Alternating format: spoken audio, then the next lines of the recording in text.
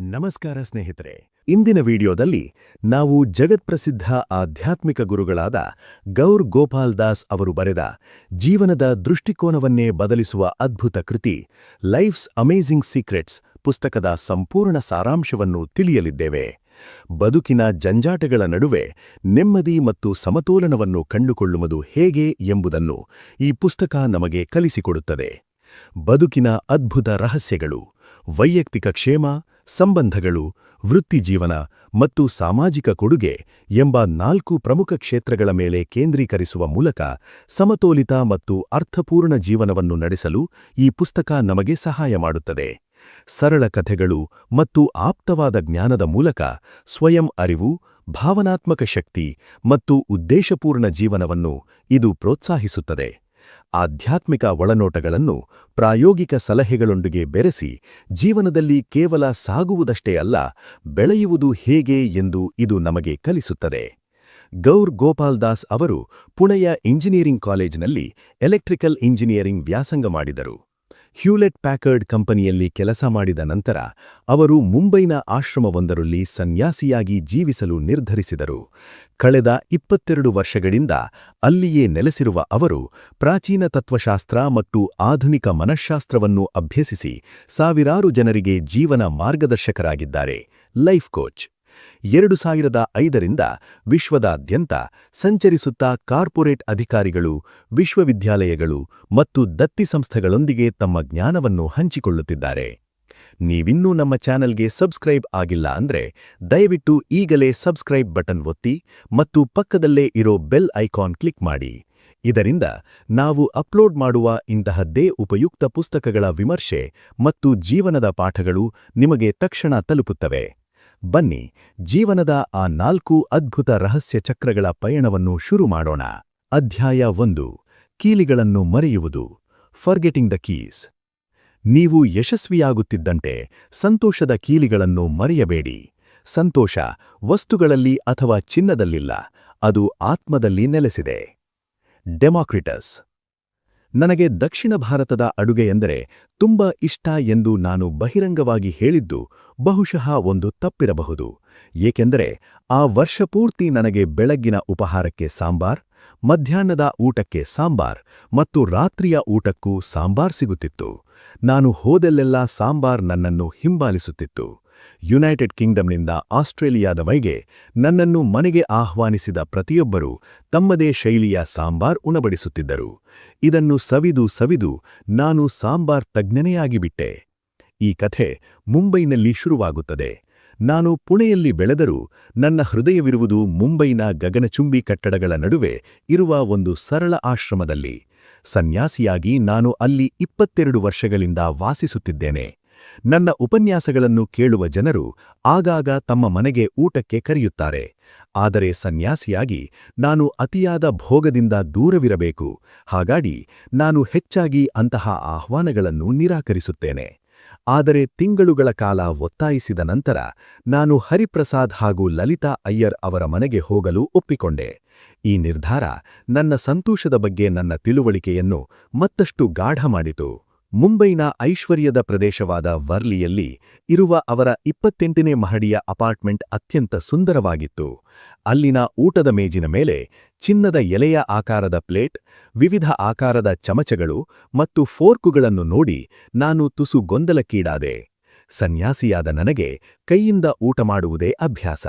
ಹರಿಪ್ರಸಾದ್ ಅವರು ನನ್ನ ಮುಜುಗರವನ್ನು ಗಮನಿಸಿ ತಾವು ಕೈಯಿಂದಲೇ ಊಟ ಮಾಡಲು ಶುರು ಮಾಡಿದರು. ಶ್ರೀಮಂತಿಕೆಯ ನಡುವೆಯೂ ಅವರಲ್ಲಿದ್ದ ವಿನಯ ನನ್ನನ್ನು ಆಶ್ಚರ್ಯಚಕಿತಗೊಳಿಸಿತು.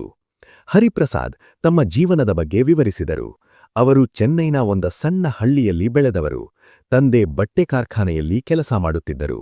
ಕಡು ಬಡತನದ ನಡುವೆಯೂ ಅವರ ತಂದೆ ಶಿಕ್ಷಣಕ್ಕೆ ಆದ್ಯತೆ ಪಡೆದಿದ್ದರು.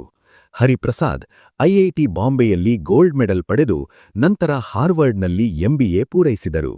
ಅಲ್ಲಿಯೇ ಅವರಿಗೆ ಲಲಿತಾ ಅವರ ಪರಿಚಯವಾಯಿತು. ಇಂದು ಅವರು ಬಹುರಾಷ್ಟ್ರೀಯ ಕಂಪನಿಯ ಕಿರಿಯ ವಯಸ್ಸಿನ ನಿರ್ದೇಶಕರಾಗಿದ್ದಾರೆ. ಊಟ ಮುಗಿಸಿ ನಾನು ಹೊರಡುವಾಗ ಹರಿಪ್ರಸಾದ್ ನನ್ನನ್ನು ಕಾರ್ನಲ್ಲಿ ಬಿಡುವುದಾಗಿ ಹೇಳಿದರು. ನಾವು ಎಲಿವೇಟರ್ ಮೂಲಕ ಕೆಳಗಿನ ಪಾರ್ಕಿಂಗ್ ಗ್ಯಾರೇಜ್ಗೆ ಬಂದವು. ಆದರೆ ಎಲಿವೇಟರ್ ಬಾಗಿಲು ತೆರೆದ ಕೂಡಲೇ ಹರಿಪ್ರಸಾದ್ ಗಾಬರಿಯಿಂದ ತಮ್ಮ ಜೇಬುಗಳನ್ನು ತಡಕಾಡಿದರು. ಅಯ್ಯೋ, ನಾನು ಕಾರಿನ ಕೀಲಿಗಳನ್ನು ಮರೆತುಬಿಟ್ಟೆ ಎಂದು ಹೇಳಿ ಪುನಃ 28ನೇ ಮಹಡಿಗೆ ಓಡಿಹೋದರು. ಅವರು ವಾಪಸ್ ಬರುವವರೆಗೆ ನಾನಲ್ಲಿ ಸುನ್ಸತ್ತಿದ್ದೆ. ಅಲ್ಲಿ ಸಾಲು ಸಾಲು ಐಶ್ವರ್ಯ ಕಾರುಗಳಿದ್ದವು. ಹರಿಪ್ರಸಾದ್ ಕೀಲಿಗಳೊಂದಿಗೆ ಓಡತ್ತಾ ಬಂದರು. ನಾವು ಅವರ ಹೊಚ್ಚ ಲೆಕ್ಸಸ್ ಕಾರ್ನಲ್ಲಿ ಕುಳಿತು ಪ್ರಯಾಣ ಬೆಳೆಸಿದೆವು. ನಾನು ಅವರಿಗೆ ಒಂದು ಕಥೆಯನ್ನು ಹೇಳಲು ಶುರುಮಾಡಿದೆ. ಹರಿ, ನಾನು ಸನ್ಯಾಸಿಯಾಗುವ ಮೊದಲು ನನ್ನ ಸ್ನೇಹಿತರೊಂದಿಗೆ ದೆಹಲಿಗೆ ಪ್ರವಾಸ ಹೋಗಿದ್ದೆ. ನಾವು ತಂಗಿದ್ದ ಹೋಟೆಲ್ನ ರೂಮ್ 18ನೇ ಮಹಡಿಯಲ್ಲಿತ್ತು. ಒಂದು ದಿನ ಸಂಜೆ ನಾವು ಹೋಟೆಲ್ಗೆ ಮರಳಿದಾಗ ಎಲಿವೇಟರ್ ಕೆಟ್ಟು ಹೋಗಿದೆ ಎಂಬ ಸುದ್ದಿ ತಿಳಿದಾಯಿತು. ಹರಿ ಆಶ್ಚರ್ಯದಿಂದ ಕೇಳಿದರು, ನಂತರ ಏನು ಮಾಡಿದಿರಿ ಎಂದು. ನಾವು ಯುವಕರಾಗಿದ್ದರಿಂದ ಅಷ್ಟು ಮೆಟ್ಟಿಲುಗಳನ್ನು ಹತ್ತಿಯೇ ಹೋಗಲು ನಿರ್ಧರಿಸಿದವು. ನಾವು 18 ಮಹಡಿಗಳನ್ನು ಹತ್ತಿ ಹೈರಾಣಾಗಿದ್ದವು. ದಾರಿಯುದ್ದಕ್ಕೂ ಜೋಕ್ ಮಾಡುತ್ತಾ ನಗುತ್ತಾ ಸಾಗಿದ್ದರಿಂದ ಆಯಾಸ ತಿಳಿಯಲಿಲ್ಲ. ಆದರೆ 15ನೇ ಮಹಡಿಗೆ ಬಂದಾಗ ನಮ್ಮ ಗುಂಪಿನಲ್ಲಿದ್ದ ಒಬ್ಬ ಮಿತ್ರ ಮೌನವಾಗಿದ್ದುದನ್ನು ಗಮನಿಸಿ ನಾನು ಕೇಳಿದೆ, ಏನಾಯಿತು ಎಂದು. ಆತ ತಡಬಡಾಯಿಸಿ ಹೇಳಿದ, ನನ್ನ ಹತ್ತಿರ ಒಂದು ಜೋಕಿದೆ. ಅದೇನೆಂದರೆ, ನಾನು ನಮ್ಮ ರೂಮಿನ ಕೀಲಿಗಳನ್ನು ಆಟೋರಿಕ್ಷಾದಲ್ಲೇ ಮರೆತು ಬಂದಿದ್ದೇನೆ ಎಂದು. ನಮ್ಮ ಮುಖಗಳೆಲ್ಲ ಮಂಕವಾದವು. ಈಗಷ್ಟೇ ಅಹಿಂಸೆಯ ಬಗ್ಗೆ ಪಾಠ ಕೇಳಿದ ನಾವು ಆ ಕ್ಷಣದಲ್ಲಿ ಆ ಮಿತ್ರನ ಮೇಲೆ ಅಹಿಂಸೆ ಪಾಲಿಸುವುದು ಅಸಾಧ್ಯವಾಗಿತ್ತು. ಅನಿವಾರ್ಯವಾಗಿ ಪುನಃ ಕೆಳಗೆ ಇಳಿಯಬೇಕಾಯಿತು. ಈ ಕಥೆಯನ್ನು ಕೇಳಿ ಹರಿಪ್ರಸಾದ್ ಜೋರಾಗಿ ನಕ್ಕರು. ನಾನು ಅವರತ್ತ ತಿರುಗಿ ಹೇಳಿದೆ, ಹರಿ, ನೀವು ಇಂದು ಕಾರಿನ ಕೀಲಿ ಮರೆತಾಗ ನನಗೆ ಈ ಕಥೆ ನೆನಪಾಯಿತು. ನೀವು ಜೀವನದಲ್ಲಿ ತುಂಬಾ ಎತ್ತರಕ್ಕೆ ಬೆಳೆದಿದ್ದೀರಿ. ದೊಡ್ಡ ಸಂಬಳ, ಐಶ್ವರ್ಯ, ಮನೆ ಎಲ್ಲವೂ ಇದೆ. ಆದರೆ ಈ ಏಣಿ ಹತ್ತುವಾಗ ನೀವು ನಿಮ್ಮ ಸಂತೋಷದ ಕೀಲಿಗಳನ್ನು ಮರೆತಿಲ್ಲ ಎಂದು ನಂಬುತ್ತೇನೆ ಎಂದೆ. ನಾವು ಹೆಚ್ಚಾಗಿ ಹೊರಗಿನ ಸಾಧನೆಗೆ ಬೆಲೆ ಕೊಡುತ್ತೇವೆ, ಆದರೆ ಒಳಗಿಂದ ನಾವು ಸುಖವಾಗಿದ್ದೇವೆಯೋ ಎಂದು ನೋಡಿಕೊಳ್ಳುವುದನ್ನು ಮರೆಯುತ್ತೇವೆ. ನನ್ನ ಮಾತನ್ನು ಕೇಳಿ ಹರಿ ಅವರ ಮುಖದಲ್ಲಿನ ನಗು ಮಾಯವಾಯಿತು. ಒಂದು ರೀತಿಯ ವಿಚಿತ್ರ ಮೌನ ಅಲ್ಲಿ ಆವರಿಸಿತು. ಅಧ್ಯಾಯ 2. ಮೇಲ್ನೋಟಕ್ಕೆ ಕಾಣುವುದಕ್ಕಿಂತ ಆಚೆ. Seeing beyond the obvious. ಪ್ರತಿಯೊಬ್ಬರೂ ತಮ್ಮದೇ ಆದ ವೈಯಕ್ತಿಕ ಹೋರಾಟಗಳನ್ನು ನಡೆಸುತ್ತಿರುತ್ತಾರೆ. ಅದು ನಮಗೆ ತಿಳಿದಿರುವುದಿಲ್ಲ. ಮೊದಲು ನಿಮಗೆ ನೀವು ಪ್ರಾಮಾಣಿಕವಾಗಿರಿ. Nelson Mandela. ಹರಿ ಮೌನವಾಗಿದ್ದುದನ್ನು ಕಂಡು ನನಗೆ ಗಾಬರಿಯಾಯಿತು. ನಾನೇನಾದರೂ ತಪ್ಪು ಮಾತನಾಡಿದನೇ? ಅವರಿಗೆ ಬೇಸರವಾಯಿತೆ ಎಂದು ಯೋಚಿಸಿದೆ. ಆ ಮೌನವನ್ನು ಮುರಿಯಲು ನಾನು ಕಾರಿನ ಬಗ್ಗೆ ಮಾತನಾಡಲು ಶುರುಮಾಡಿದೆ. ಹರಿ ಮೆಲ್ಲನೆ ಮಾತು ಆರಂಭಿಸಿದರು. ನನ್ನ ಹಳೆಯ ಮರ್ಸಿಡೀಸ್ ಕಾರನ್ನು ಮಾರಿದ ನಂತರ ಈ ಲೆಕ್ಸಸ್ ಕೊಂಡುಕೊಂಡೆ. ಇದು ನನಗೆ ತುಂಬಾ ಇಷ್ಟವಾದ ಕಾರು. ಮಾತನಾಡುತ್ತಲೇ ಹರಿ ಅಚಾನಕ್ಕಾಗಿ ಬ್ರೇಕ್ ಹಾಕಿದರು. ಮುಂದೆ ಟ್ರಾಫಿಕ್ ಜಾಮ್ ಆಗಿತ್ತು. ಮುಂಬೈನ ಬಿಸಿಲಿನಲ್ಲಿ ಹಾರ್ನ್ ಸದ್ದುಗಳ ನಡುವೆ ನಾವು ಸಿಲುಕಿಕೊಂಡೆವು. ಹರಿಯವರ ಧ್ವನಿ ಇದ್ದಕ್ಕಿದ್ದಂತೆ ನಡುಗಲು ಶುರುಮಾಡಿತು. ನಾನು ಸಿಕ್ಕಿಹಾಕಿಕೊಂಡಿದ್ದೇನೆ. ಈ ವೇಗದ ಕಾರಿನಲ್ಲಿದ್ದರೂ ನಾನು ಎಲ್ಲೋ ಸಿಕ್ಕಿಹಾಕಿಕೊಂಡಿದ್ದೇನೆ ಎಂದು ಸ್ಟೀರಿಂಗ್ ಮೇಲೆ ಕೈಕುಟ್ಟುತ್ತಾ ಅವರು ಕಿರುಚಿದರು. ಅವರ ಕಣ್ಣಿನಿಂದ ನೀರು ಸುರಿಯುತ್ತಿತ್ತು. ಕ್ಷಮಿಸಿ ಸ್ವಾಮೀಜಿ, ನನಗೆ ಏನಾಗುತ್ತಿದೆ ಎಂದು ತಿಳಿಯುತ್ತಿಲ್ಲ. ನಾನು ಅವರ ಹೆಗಲ ಮೇಲೆ ಕೈಯಿಟ್ಟು ಸಮಾಧಾನಪಡಿಸಿದೆ. ಪರವಾಗಿಲ್ಲ ಹರಿ, ನಾವೆಲ್ಲರೂ ಬದುಕಿನಲ್ಲಿ ಯಾವುದೋ ಒಂದು ಹಂತದಲ್ಲಿ ಹೀಗೆಯೇ ಸಿಕ್ಕಿಹಾಕಿಕೊಂಡಂತೆ ಅನುಭವಿಸುತ್ತೇವೆ. ನಿಮಗೆ ಏನು ಅನ್ನಿಸುತ್ತಿದೆಯೋ ಅದನ್ನು ಹಂಚಿಕೊಳ್ಳಿ, ನಾನು ಕೇಳಿಸಿಕೊಳ್ಳುತ್ತಿದ್ದೇನೆ. ಹರಿ ಬಿಕ್ಕಳಿಸುತ್ತಾ ತಮ್ಮ ಜೀವನದ ಅಸಲಿ ಕಹಿಯನ್ನು ಹೊರಹಾಕಿದರು. ಸ್ವಾಮೀಜಿ, ಲೆಕ್ಸಸ್ ಕಾರಿನಲ್ಲಿ ಕುಳಿತು ಅಳುತ್ತಿರುವ ನಾನೊಬ್ಬ ಮೂರ್ಖನಿರಬಹುದು. ಆದರೆ ನನ್ನೊಳಗೆ ಏನೋ ಒಂದು ಕೊರತೆ ಇದೆ.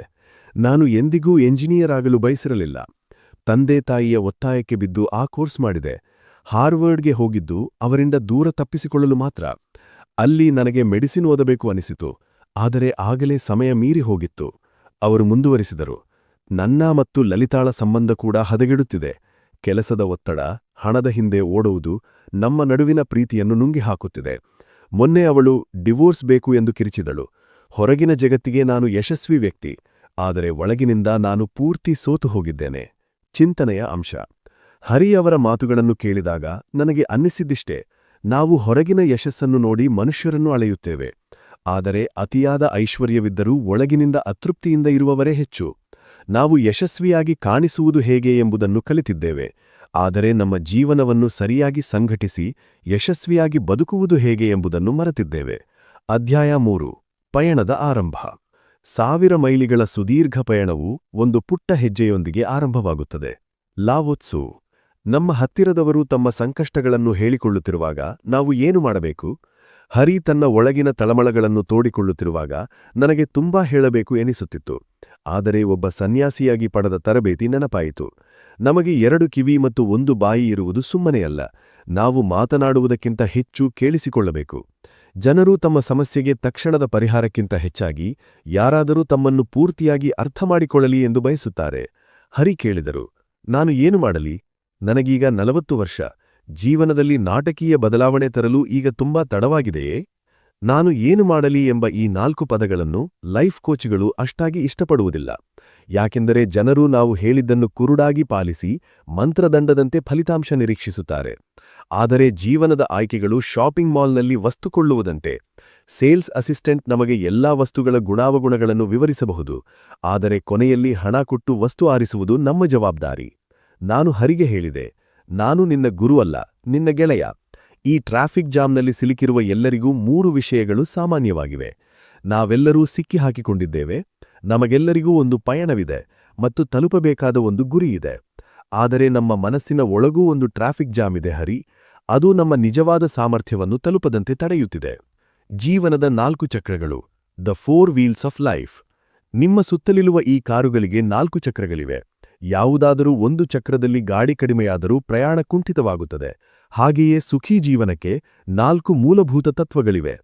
ವೈಯಕ್ತಿಕ ಜೀವನ 1, ಸಂಬಂಧಗಳು 2, ವೃತ್ತಿಜೀವನ 3, ಸಾಮಾಜಿಕ ಕೊಡುಗೆ.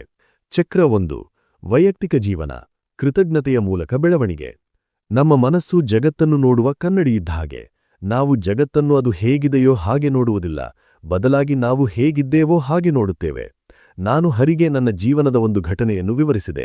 ಸುಮಾರು 10 ವರ್ಷಗಳ ಹಿಂದೆ ನಾನು ಆಶ್ರಮದ ನಿರ್ವಹಣೆಯ ಬಗ್ಗೆ ಅತೃಪ್ತಿಯಾಗಿ ನನ್ನ ಗುರುಗಳಾದ ರಾಧನಾಥ್ ಸ್ವಾಮಿಯವರ ಬಳಿ ದೂರು ನೀಡಲು ಹೋದೆ. ಅವರ ಕೋಣೆ ಅತ್ಯಂತ ಸರಳವಾಗಿತ್ತು. ಅಲ್ಲಿ ಕೇವಲ ಪುಸ್ತಕಗಳು, ಸಂಗೀತ ವಾದ್ಯಗಳು ಮತ್ತು ಧ್ಯಾನದ ಪೀಠವಿತ್ತು.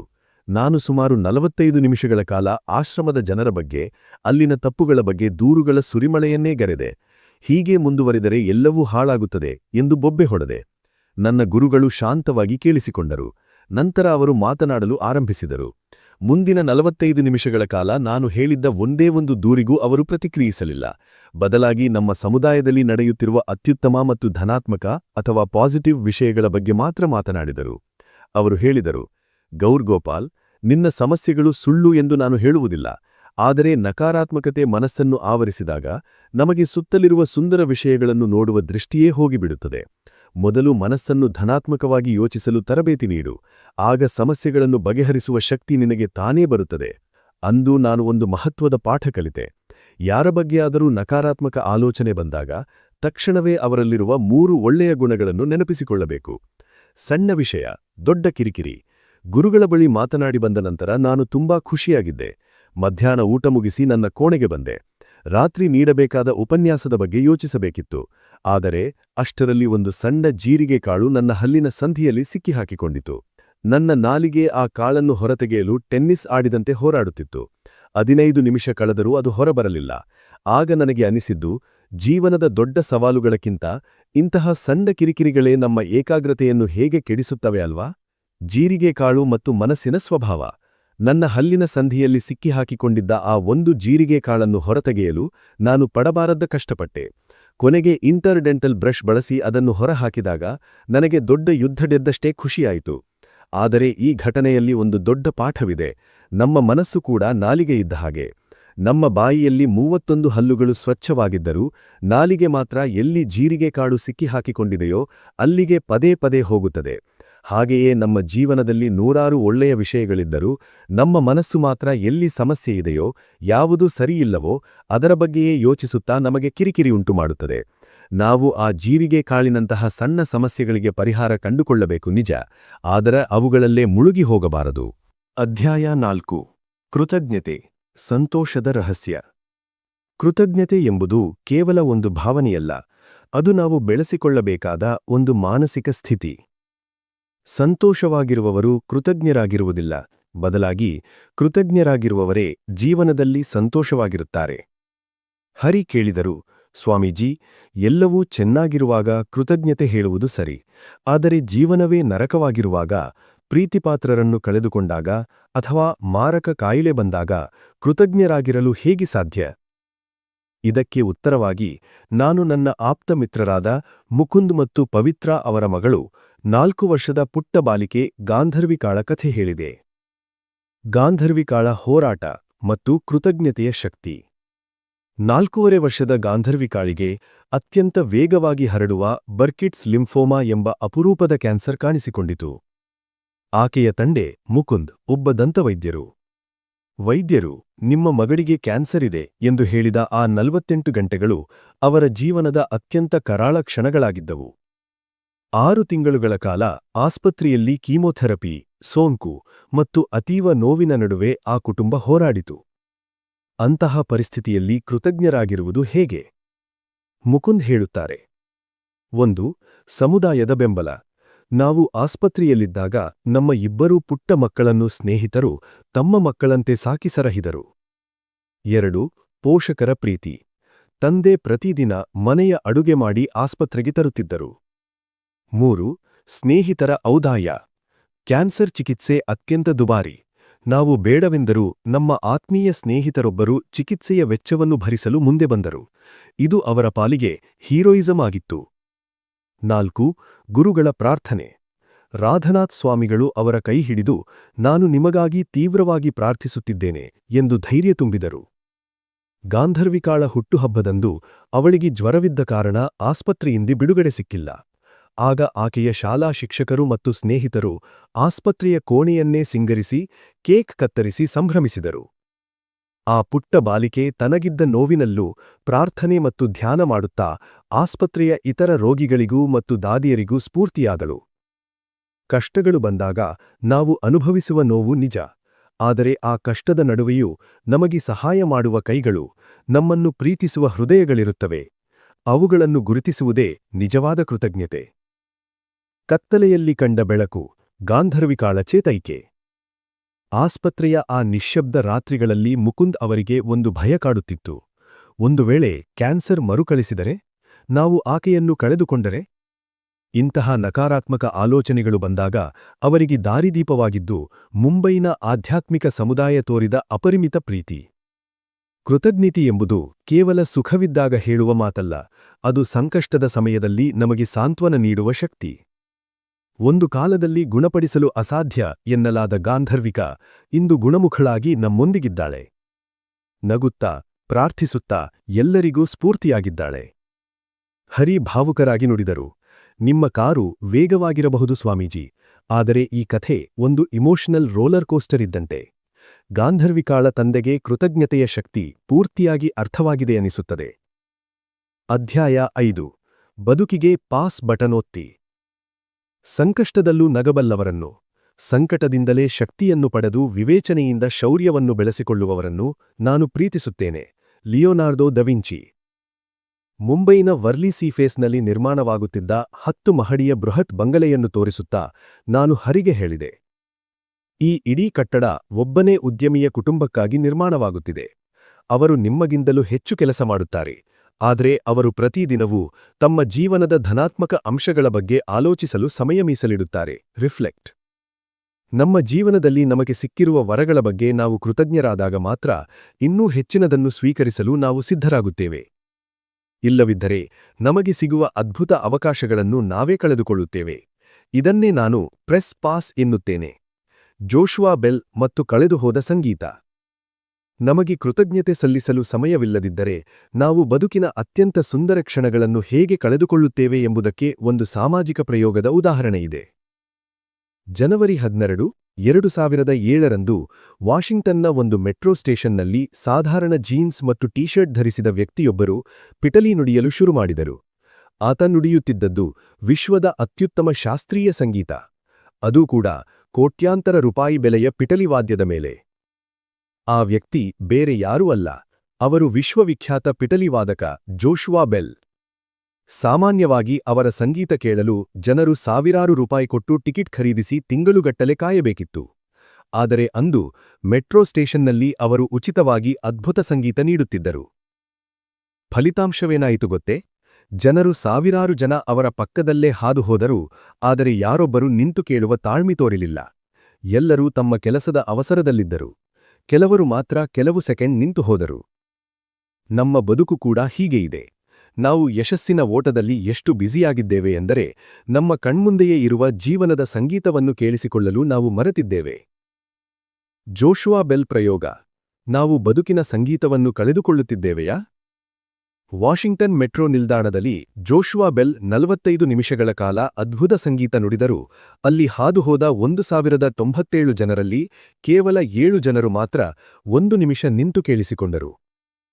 ಇದರ ಅರ್ಥ ಆ ಜನರಿಗೆ ಜ್ಞಾನವಿಲ್ಲ ಎಂದಲ್ಲ, ಬದಲಾಗಿ ಅವರ ಆದ್ಯತೆಗಳು ಪ್ರಯಾರಿಟೀಸ್ ಬದಲಾಗಿವೆ. ಆಧುನಿಕ ಜಗತ್ತಿನಲ್ಲಿ ನಾವು ಹಣ ಮಾಡುವುದು ಮತ್ತು ಕೆಲಸದ ಒತ್ತಡದಲ್ಲಿ ಎಷ್ಟು ಮುಳುಗಿದ್ದೇವೆ ಎಂದರೆ ನಮ್ಮ ಕಣ್ಮುಂದೆಯೇ ಇರುವ ಸೌಂದರ್ಯವನ್ನು ಆಸ್ವಾದಿಸಲು ನಮಗೆ ಸಮಯವಿಲ್ಲ.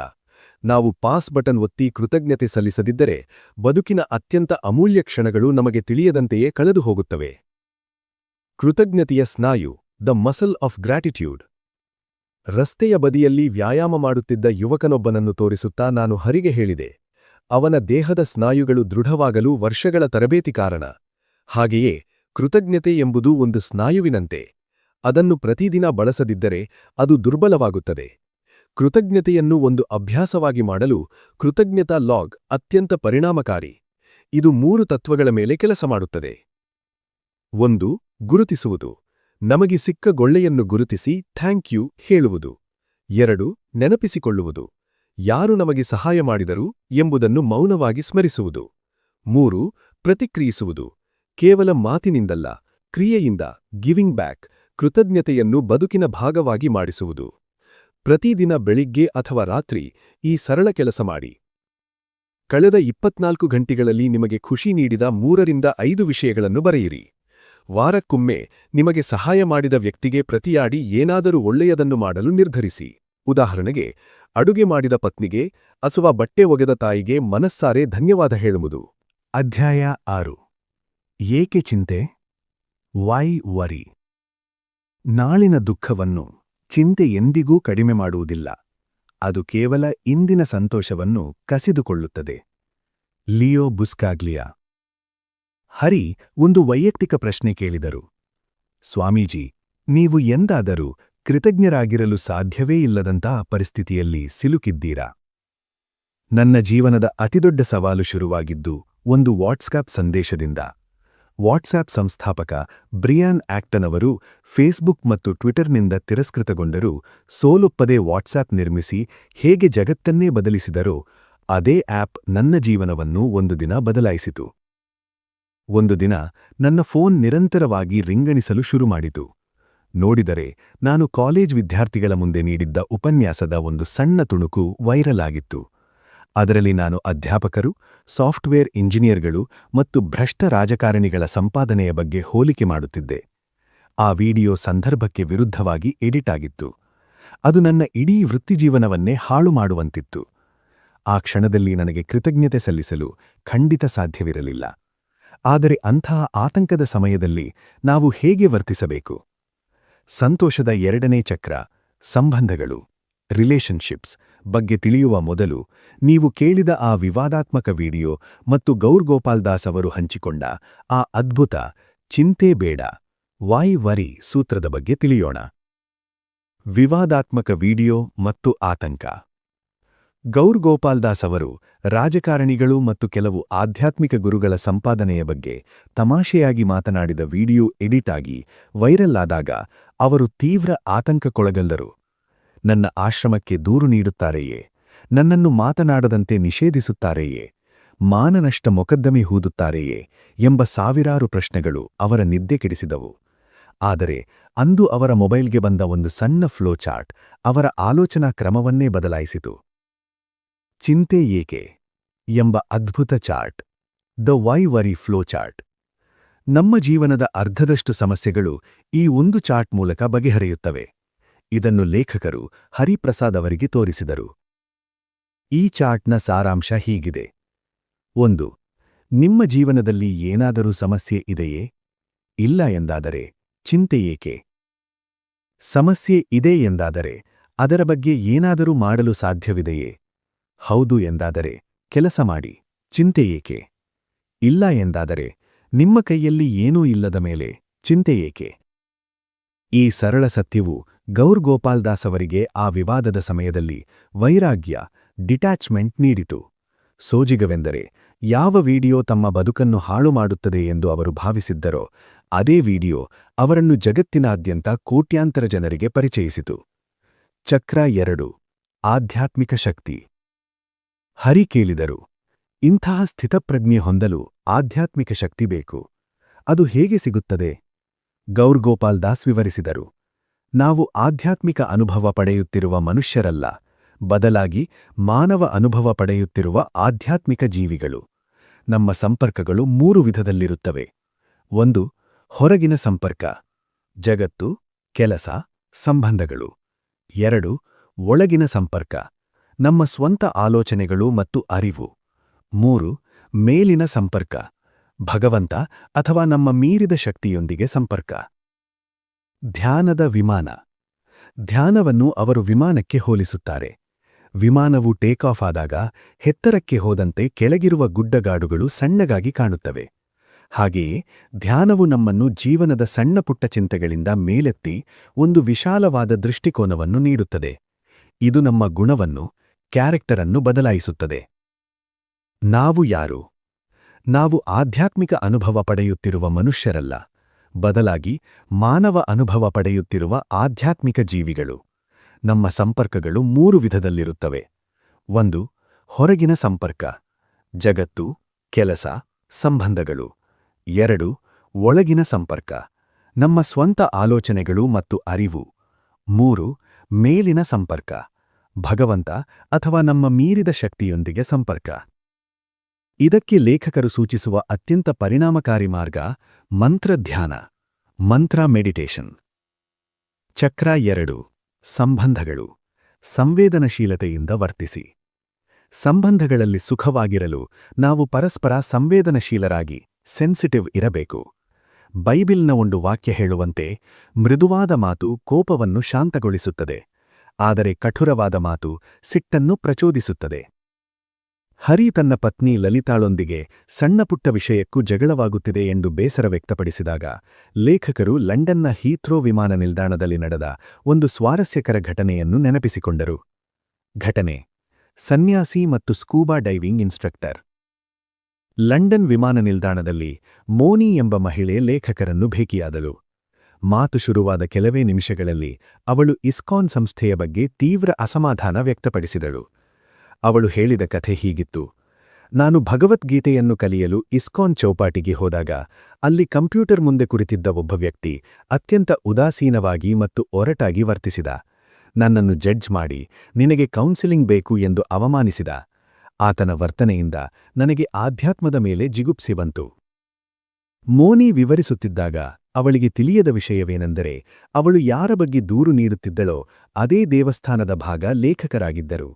ಕುತೂಹಲಕ್ಕೆ ಲೇಖಕರು ಕೇಳಿದರು, ಸರಿ, ನೀನು ಅಲ್ಲಿ ಯಾವುದಾದರೂ ಕೋರ್ಸ್ ಮಾಡಿದ್ದೀಯಾ? ಅಲ್ಲಿನ ಅಧ್ಯಾಪಕರು ಹೇಗಿದ್ದರು? ಅವಳು ಉತ್ತರಿಸಿದಳು, ಹೌದು, ಗೌರ್ ಗೋಪಾಲ್ ದಾಸ್ ಎಂಬುವವರ ಕೋರ್ಸ್ ಮಾಡಿದ್ದೆ. ಅವರು ತುಂಬ ಚೆನ್ನಾಗಿ, ಸ್ಪಷ್ಟವಾಗಿ ಪಾಠ ಮಾಡುತ್ತಾರೆ. ಲೇಖಕರು ಮುಗುಣಂಗು ಹೇಳಿದರು, ಅಮ್ಮ, ನಾನೇ ಆ ಗೌರ್ ಗೋಪಾಲ್ ದಾಸ್. ಮೋನಿ ಆಶ್ಚರ್ಯಚಕಿತಳಾದಳು ಮತ್ತು ತನ್ನ ಮಾತಿಗೆ ಕ್ಷಮೆ ಕೇಳಿದಳು. ಪಾಠ: ಒಬ್ಬ ವ್ಯಕ್ತಿಯ, ಅಂದರೆ ದೇವಸ್ಥಾನದ ಆ ಸಿಬ್ಬಂದಿಯ ಅಸೂಕ್ಷ್ಮ ವರ್ತನೆಯು ಇಡೀ ಸಂಸ್ಥೆಯ ಬಗ್ಗೆ ಅಥವಾ ಆ ಸಂಬಂಧದ ಬಗ್ಗೆ ಎಷ್ಟು ಕೆಟ್ಟ ಅಭಿಪ್ರಾಯ ಮೂಡಿಸುತ್ತದೆ ನೋಡಿ. ನಮ್ಮ ವ್ಯಕ್ತಿತ್ವವು ಕಠಿಣವಾಗಿದ್ದರೆ ನಾವು ಇತರರನ್ನು ನೋವಿಸುತ್ತೇವೆ. ಆದ್ದರಿಂದ ನನ್ನ ಗೋಲ್ಡನ್ ರೂಲ್ ಎಂದರೆ, ನಿಮ್ಮನ್ನು ಇತರರು ಹೇಗೆ ನಡೆಸಿಕೊಳ್ಳಬೇಕು ಎಂದು ನೀವು ಬಯಸುತ್ತೀರೋ ಅದಕ್ಕಿಂತ 1 ಪಟ್ಟು ಚೆನ್ನಾಗಿ ನೀವು ಇತರರನ್ನು ನಡೆಸಿಕೊಳ್ಳಿ. ಸಂಬಂಧಗಳಲ್ಲಿ ಒರಟುತನಕ್ಕೆ ಕಾರಣವೇಕಾ? ಹರಿ ಕೇಳಿದರು, ನಾವು ಹತ್ತಿರದವರೊಂದಿಗೆ ಏಕೆ ಇಷ್ಟು ಒರಟಾಗಿ ವರ್ತಿಸುತ್ತೇವೆ? ಲೇಖಕರು ಉತ್ತರಿಸಿದರು, ಅತಿಯಾದ ಸಲುಗೆಯೇ ತಿರಸ್ಕಾರಕ್ಕೆ ಕಾರಣ. Familiarity breeds contempt. ನಾವು ತುಂಬಾ ಆತ್ಮೀಯರಾದಾಗ ಅವರ ಮಹತ್ವವನ್ನು ಮರೆತು ಅಸಭ್ಯವಾಗಿ ವರ್ತಿಸಲು ಶುರುಮಾಡುತ್ತೇವೆ. ಲೇಖಕರು ತಮ್ಮ ವೈಯಕ್ತಿಕ ಜೀವನದ ಉದಾಹರಣೆ ನೀಡಿದರು. ಆಶ್ರಮಕ್ಕೆ ಬರುವ ಮೊದಲು ಎಲ್ಲವನ್ನೂ ಅವರ ತಾಯಿಯೇ ಮಾಡಿಕೊಡುತ್ತಿದ್ದಳು. ಆದರೆ ಸನ್ಯಾಸಿಯಾದ ಮೇಲೆ ತನ್ನ ಬಟ್ಟೆಯನ್ನು ತಾನೇ ಒಗೆಯಬೇಕಾಯಿತು. ಮೊದಲ ಬಾರಿಗೆ ಬಕೆಟ್ ಹಿಡಿದು ಬಟ್ಟೆ ಒಗೆಯುವುದು ಅವರಿಗೆ ಒಂದು ದೊಡ್ಡ ಸವಾಲಾಗಿತ್ತು. ಬಕೆಟ್ ಒದ್ದಿದ್ದಕ್ಕೆ ಸಿಕ್ತ ದೊಡ್ಡ ಪಾಠ. ನಾನು ಆತುರದಲ್ಲಿ ಬಕೆಟ್ಟನ್ನು ಕಾಲಿನಿಂದ ಒದ್ದಾಗ ಹಿರಿಯ ಸನ್ಯಾಸಿಯೊಬ್ಬರು ನನಗೆ ಜೀವನದ ಒಂದು ಮೌಲ್ಯವಾದ ಪಾಠ ಕಲಿಸಿದರು. ನಾವು ವಸ್ತುಗಳನ್ನು ಅಸಭ್ಯ ಅಥವಾ ಅಸೂಕ್ಷ್ಮವಾಗಿ ನಡೆಸಿಕೊಂಡರೆ ಕಾಲಕ್ರಮೇಣ ಅದೇ ವರ್ತನೆ ಮನುಷ್ಯರ ಮೇಲೂ ಹರಿಯುತ್ತದೆ. ನಮ್ಮ ಸ್ವಭಾವವು ವಸ್ತು ಮತ್ತು ವ್ಯಕ್ತಿಗಳ ನಡುವೆ ವ್ಯತ್ಯಾಸ ಮಾಡುವುದಿಲ್ಲ. ನಾವು ವಸ್ತುಗಳನ್ನು ಬಳಸಿ ಬಿಸಾಡುವ ಮನೋಧೋರಣೆ ಹೊಂದಿದ್ದರೆ ಸಂಬಂಧಗಳಲ್ಲಿಯೂ ಅದೇ ಧೋರಣೆ ಬಂದುಬಿಡುತ್ತದೆ. ಆದ್ದರಿಂದ ಪ್ರತಿಯೊಂದು ವಸ್ತುವಿಗೂ ಅದರದ್ದೇ ಆದ ಗೌರವ ನೀಡುವುದು ಅಗತ್ಯ. ಬದುಕಿನ ಕಿಟಕಿ ಮತ್ತು ನಮ್ಮ ದೃಷ್ಟಿಕೋನ. ನಮ್ಮ ಸಂಬಂಧಗಳಲ್ಲಿ ನಾವು ಇತರರನ್ನು ಹೇಗೆ ನೋಡುತ್ತೇವೆ ಎಂಬುದು ನಮ್ಮ ಮನಸ್ಸಿನ ಕಿಟಕಿಯ ಅವಲಂಬಿತವಾಗಿದೆ. ಇಲ್ಲಿ ಲೇಖಕರು 5 ವಿಧದ ದೃಷ್ಟಿಕೋನಗಳ ಬಗ್ಗೆ ವಿವರಿಸುತ್ತಾರೆ. 1. ಕೇವಲ ಕೆಟ್ಟದ್ದನ್ನೇ ನೋಡುವವರು. ಟೈಪ್ 1. ಇವರು ಇತರರಲ್ಲಿರುವ ಗೊಡ್ಡವನ್ನು ನೋಡಲೇ ಆರದವರು. ಇದಕ್ಕೆ ಲೇಖಕರು ಕೊಳೆತ ಬಟ್ಟೆ ಮತ್ತು ಕಿಟಕಿಯ ಕಥೆ ಹೇಳುತ್ತಾರೆ. ಒಬ್ಬ ಮಹಿಳೆ ದಿನವೂ ನೆರೆಯ ಮನೆಯವರು ಒಗೆದು ಹಾಕಿದ ಬಟ್ಟೆಗಳು ಕೊಳೆಯಾಗಿವೆ ಎಂದು ದೂರುತ್ತಿರುತ್ತಾಳೆ. ಆದರೆ ಒಂದು ದಿನ ಆ ಬಟ್ಟೆಗಳು ಬೆಳ್ಳಗಿ ಕಾಣುತ್ತವೆ. ಆಗ ಆಕೆಯ ಪತಿ ಹೇಳುತ್ತಾನೆ, ಇಂದು ಬೆಳಿಗ್ಗೆ ನಾನು ನಮ್ಮ ಮನೆಯ ಕಿಟಕಿಯ ಗಾಜನ್ನು ಸ್ವಚ್ಛಗೊಳಿಸಿದೆ ಅಷ್ಟೇ. ಅಂದರೆ ಸಮಸ್ಯೆ ಎದುರಿಗಿದ್ದವರದ್ದಲ್ಲ, ನಮ್ಮ ದೃಷ್ಟಿಯದ್ದು. ಒಳ್ಳೆಯದಿದ್ದರೂ ಕೆಟ್ಟದ್ದನ್ನೇ ಹುಡುಕುವವರು. ಟೈಪ್ 2. ಇವರು 10 ಒಳ್ಳೆಯ ಕೆಲಸಗಳ ನಡುವೆ ಇರುವ ಒಂದು ಸಣ್ಣ ತಪ್ಪನ್ನೇ ಎತ್ತಿ ತೋರಿಸುವವರು. ಇದಕ್ಕೆ ಲೇಖಕರು ಒಂದು ಕುತೂಹಲಕಾರಿ ಬುದ್ಧಿವಂತ ನಾಯಿಯ ಕಥೆ ಹೇಳುತ್ತಾರೆ. ಒಂದು ನಾಯಿ ಸೂಪರ್ ಮಾರ್ಕೆಟ್ಗೆ ಹೋಗಿ ತಾನೇ ಟ್ರಾಲಿ ತಳ್ಳಿ ಸರಿಯಾದ ವಸ್ತುಗಳನ್ನು ಆರಿಸಿ ಹಣ ಪಾವತಿ ಮಾಡಿ ಚಿಲ್ಲರೆ ಕಡಿಮೆಯಾದಾಗ ಕ್ಯಾಷಿಯರ್ ಹತ್ತಿರ ಜಗಳವಾಡಿ ಮನೆಗೆ ಬರುತ್ತದೆ. ಇಷ್ಟೆಲ್ಲ ಸಾಹಸ ಮಾಡಿದ ನಾಯಿಗೆ ಅದರ ಮಾಲೀಕನು ಪ್ರಶಂಸಿಸುವ ಬದಲು ನೀನು ಉಪಯೋಗಕ್ಕೆ ಬರದ ಪ್ರಾಣಿ ಎಂದು ಬೈಯಲು ಶುರು ಮಾಡುತ್ತಾನೆ. ಯಾಕೆ ಗೊತ್ತೇ? ಆ ನಾಯಿ ಮನೆಯ ಬೀಗಿನ ಕೈ ತೆಗೆದುಕೊಂಡು ಹೋಗಲು ಮರೆತಿತ್ತು. ಆ ಮಾಲೀಕನಿಗೆ ನಾಯಿಯ 100 ಅದ್ಭುತ ಕೆಲಸಗಳಿಗಿಂತ ಅದು ಮಾಡಿದ ಒಂದು ಸಣ್ಣ ತಪ್ಪು ಮಾತ್ರ ದೊಡ್ಡದಾಗಿ ಕಂಡಿತು. ನಮ್ಮ ಸಂಬಂಧಗಳಲ್ಲಿಯೂ ನಾವಿದೇ ತಪ್ಪು ಮಾಡುತ್ತೇವೆಯೇ ಎಂದು ಯೋಚಿಸಿ. ಜೇನುನೊಣದಂತೆ ಇರಿ. ಬಿ ಲೈಕ್ ಅ ಬೀ. ನಮ್ಮ ಕಾರಿನೊಳಗೆ ಬಂದ ಜೇನುನೊಣದ ಉದಾಹರಣೆ ನೀಡುತ್ತಾ ನಾನು ಹರಿಗೆ ಹೇಳಿದೆ. ಜೇನುನೊಣವು ಯಾವಾಗಲೂ ಹೂವಿನಲ್ಲಿರುವ ಮಕರಂದವನ್ನು ಮಾತ್ರ ಹುಡುಕುತ್ತದೆ. ಅದು ಕೆಸರಿನ ಮೇಲೆ ಕೂಡುವುದಿಲ್ಲ. ನಾವು ಕೂಡ ಜನರ ದೋಷಗಳನ್ನು ಹುಡುಕುವ ಬದಲು ಅವರಲ್ಲಿರುವ ಒಳ್ಳೆಯ ಗುಣಗಳನ್ನು ಹುಡುಕುವ ಜೇನುನೊಣಗಳಾಗಬೇಕು. ಸಂಬಂಧಗಳ mutual fund. Investment before withdrawal. Mumbai stock ಎಕ್ಸ್ಚೇಂಜ್ನಲ್ಲಿ ಮಾತನಾಡುತ್ತಾ ಲೇಖಕರು ಒಂದು ಮೌಲ್ಯವಾದ ವಿಷಯ ತಿಳಿಸಿದರು. ಹಣಕಾಸಿನ ಮ್ಯೂಚುವಲ್ ಫಂಡ್ನಂತೆ ಸಂಬಂಧಗಳಲ್ಲಿಯೂ ನಾವು ಏನಾದರೂ ಹಿಂಪಡೆಯುವ ಮೊದಲು ಹೂಡಿಕೆ ಇನ್ವೆಸ್ಟ್ಮೆಂಟ್ ಮಾಡಬೇಕು. ಸಂಬಂಧಗಳಲ್ಲಿ ಹೂಡಿಕೆ ಎಂದರೆ ಪ್ರೀತಿ, ಮೆಚ್ಚುಗೆ ಮತ್ತು ಗೌರವ. ನಾವು ಒಬ್ಬ ವ್ಯಕ್ತಿಯನ್ನು ತಿದ್ದುವ ಮೊದಲು ಅಥವಾ ಅವರಿಂದ ಏನಾದರೂ ನಿರೀಕ್ಷಿಸುವ ಮೊದಲು ಅವರಲ್ಲಿ ಸಾಕಷ್ಟು ಪ್ರೀತಿಯನ್ನು ಹೂಡಿಕೆ ಮಾಡಿರಬೇಕು. ಇಲ್ಲವಿದ್ದರೆ ನಮ್ಮ ಟೀಕೆಗಳು ಅವರನ್ನು ನೋವಿಸುತ್ತವೆ ಮತ್ತು ಸಂಬಂಧವು ಬ್ಯಾಂಕ್ರಪ್ಟ್, ದಿವಾಳಿಯಾಟ. ಹಿಮಾಲಯದ ಪಾಠ. ಸಾರ್ವಜನಿಕ ಅವಮಾನ ಮತ್ತು ಕ್ಷಮೆ. ನೇಪಾಳದ ಮುಕ್ತಿನಾಥಕ್ಕೆ ಪ್ರವಾಸ ಹೋದಾಗ ನಡೆದ ಘಟನೆ ಲೇಖಕರನ್ನು ಅತೀವವಾಗಿ ಕಾಡಿತು. ಅವರ ಉಕ್ರೇನ್ ಪ್ರವಾಸಕ್ಕಾಗಿ ತುರ್ತಾಗಿ ದೆಹಲಿಗೆ ಹೋಗಬೇಕಿತ್ತು. ಇದನ್ನು ಒಬ್ಬ ಹಿರಿಯ ಸನ್ಯಾಸಿಯ ಬಳಿ ಕೇಳಿದಾಗ ಆ ಸನ್ಯಾಸಿ ಎಲ್ಲರ ಮುಂದೆ ಲೇಖಕರನ್ನು 5 ನಿಮಿಷಗಳ ಕಾಲ ಕಠೋರವಾಗಿ ಟೀಕಿಸಿ ಅವಮಾನಿಸಿದರು. ಲೇಖಕರಿಗೆ ಅತೀವ ಕೋಪ ಮತ್ತು ಬೇಸರವಾಯಿತು. ಆದರೆ ಅವರು ಪಾಸ್ ಬಟನ್ ಒತ್ತಿ ಯೋಚಿಸಿದರು. 1. ಆ ಹಿರಿಯ ಸನ್ಯಾಸಿ ಈ ಹಿಂದೆ ತಮಗೆ ಎಷ್ಟು ಪ್ರೀತಿ ಮತ್ತು ಮಾರ್ಗದರ್ಶನ ನೀಡಿದ್ದಾರೆ. ಅವರು ಈಗಾಗಲೇ ಲೇಖಕರ ಜೀವನದಲ್ಲಿ ಪ್ರೀತಿಯನ್ನು ಹೂಡಿಕೆ ಮಾಡಿದ್ದರು. 2. ಆ ಕ್ಷಣದಲ್ಲಿ ಅವರು ಏಕೆ ಹಾಗೆ ವರ್ತಿಸಿದರು? ಬಹುಶಃ ಅವರ ಮೇಲೆ ಏನಾದರೂ ಒತ್ತಡವಿರಬಹುದು. ಲೇಖಕರು ಕೋಪಿಸಿಕೊಳ್ಳುವ ಬದಲು ಶಾಂತರಾದರು. ನಂತರ ರೈಲು ಪ್ರಯಾಣದ ಸಮಯದಲ್ಲಿ ಆ ಹಿರಿಯ ಸನ್ಯಾಸಿ ಸ್ವತಃ ಬಂದು ಕಣ್ಣೀರು ಹಾಕುತ್ತಾ ಕ್ಷಮೆ ಕೇಳಿದರು. ಈ ಘಟನೆಯು ಹರಿಪ್ರಸಾದ್ ಅವರಿಗೆ ಒಂದು ದೊಡ್ಡ ಪಾಠವಾಯಿತು. ನಾವು ಜನರನ್ನು ನೋಡುವ ವಿಧಾನಗಳಲ್ಲಿ 4ನೇ ಮತ್ತು 5ನೇ ಹಂತಗಳು ಅತ್ಯಂತ ಶ್ರೇಷ್ಠ.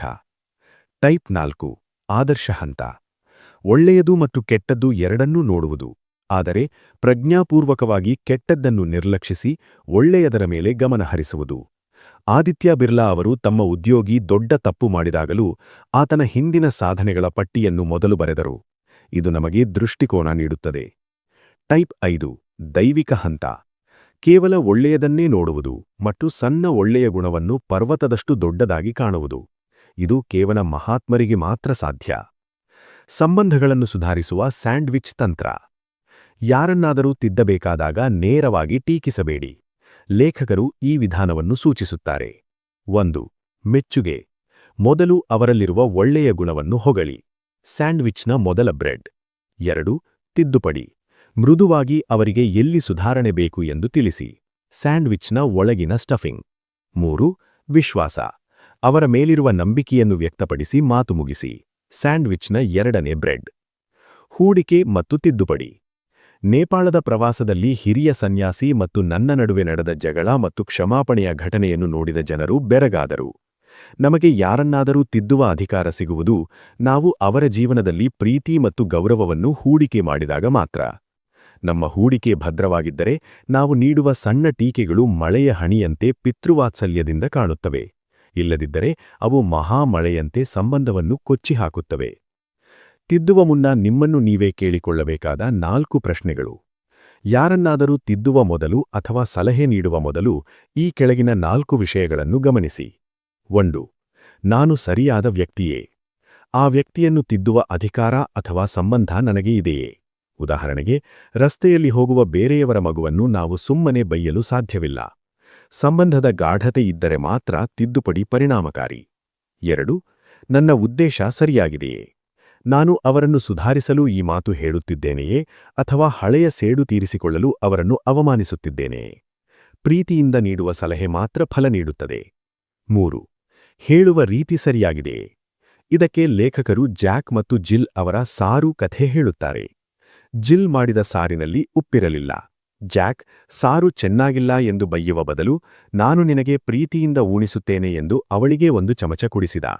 ಅವಳು ತಾನಾಗಿಯೇ ಅಯ್ಯೋ ಉಪ್ಪು ಮರೆತಿದ್ದೇನೆ ಎಂದು ತಿದ್ದಿಕೊಂಡಳು. ಅಂದರೆ ನಾವು ಏನು ಹೇಳುತ್ತೇವೆ ಎನ್ನುವುದಕ್ಕಿಂತ ಹೇಗೆ ಹೇಳುತ್ತೇವೆ ಎನ್ನುವುದು ಮುಖ್ಯ. 4. ಇದು ಸರಿಯಾದ ಸಮಯವೇ? ಯಾರಾದರೂ ದಣೆದಿರುವಾಗ ಅಥವಾ ಸಾರ್ವಜನಿಕವಾಗಿರುವಾಗ ಅವರನ್ನು ತಿದ್ದಬೇಡಿ. ಒಬ್ಬ ವ್ಯಕ್ತಿ ಲೇಖಕರ ಉಪನ್ಯಾಸ ಮುಗಿದ ತಕ್ಷಣ ವೇದಿಕೆಯ ಮೇಲೆ ಬಂದು ಟೀಕೆ ಮಾಡಿದ್ದನ್ನು ಅವರು ನೆನಪಿಸಿಕೊಂಡರು.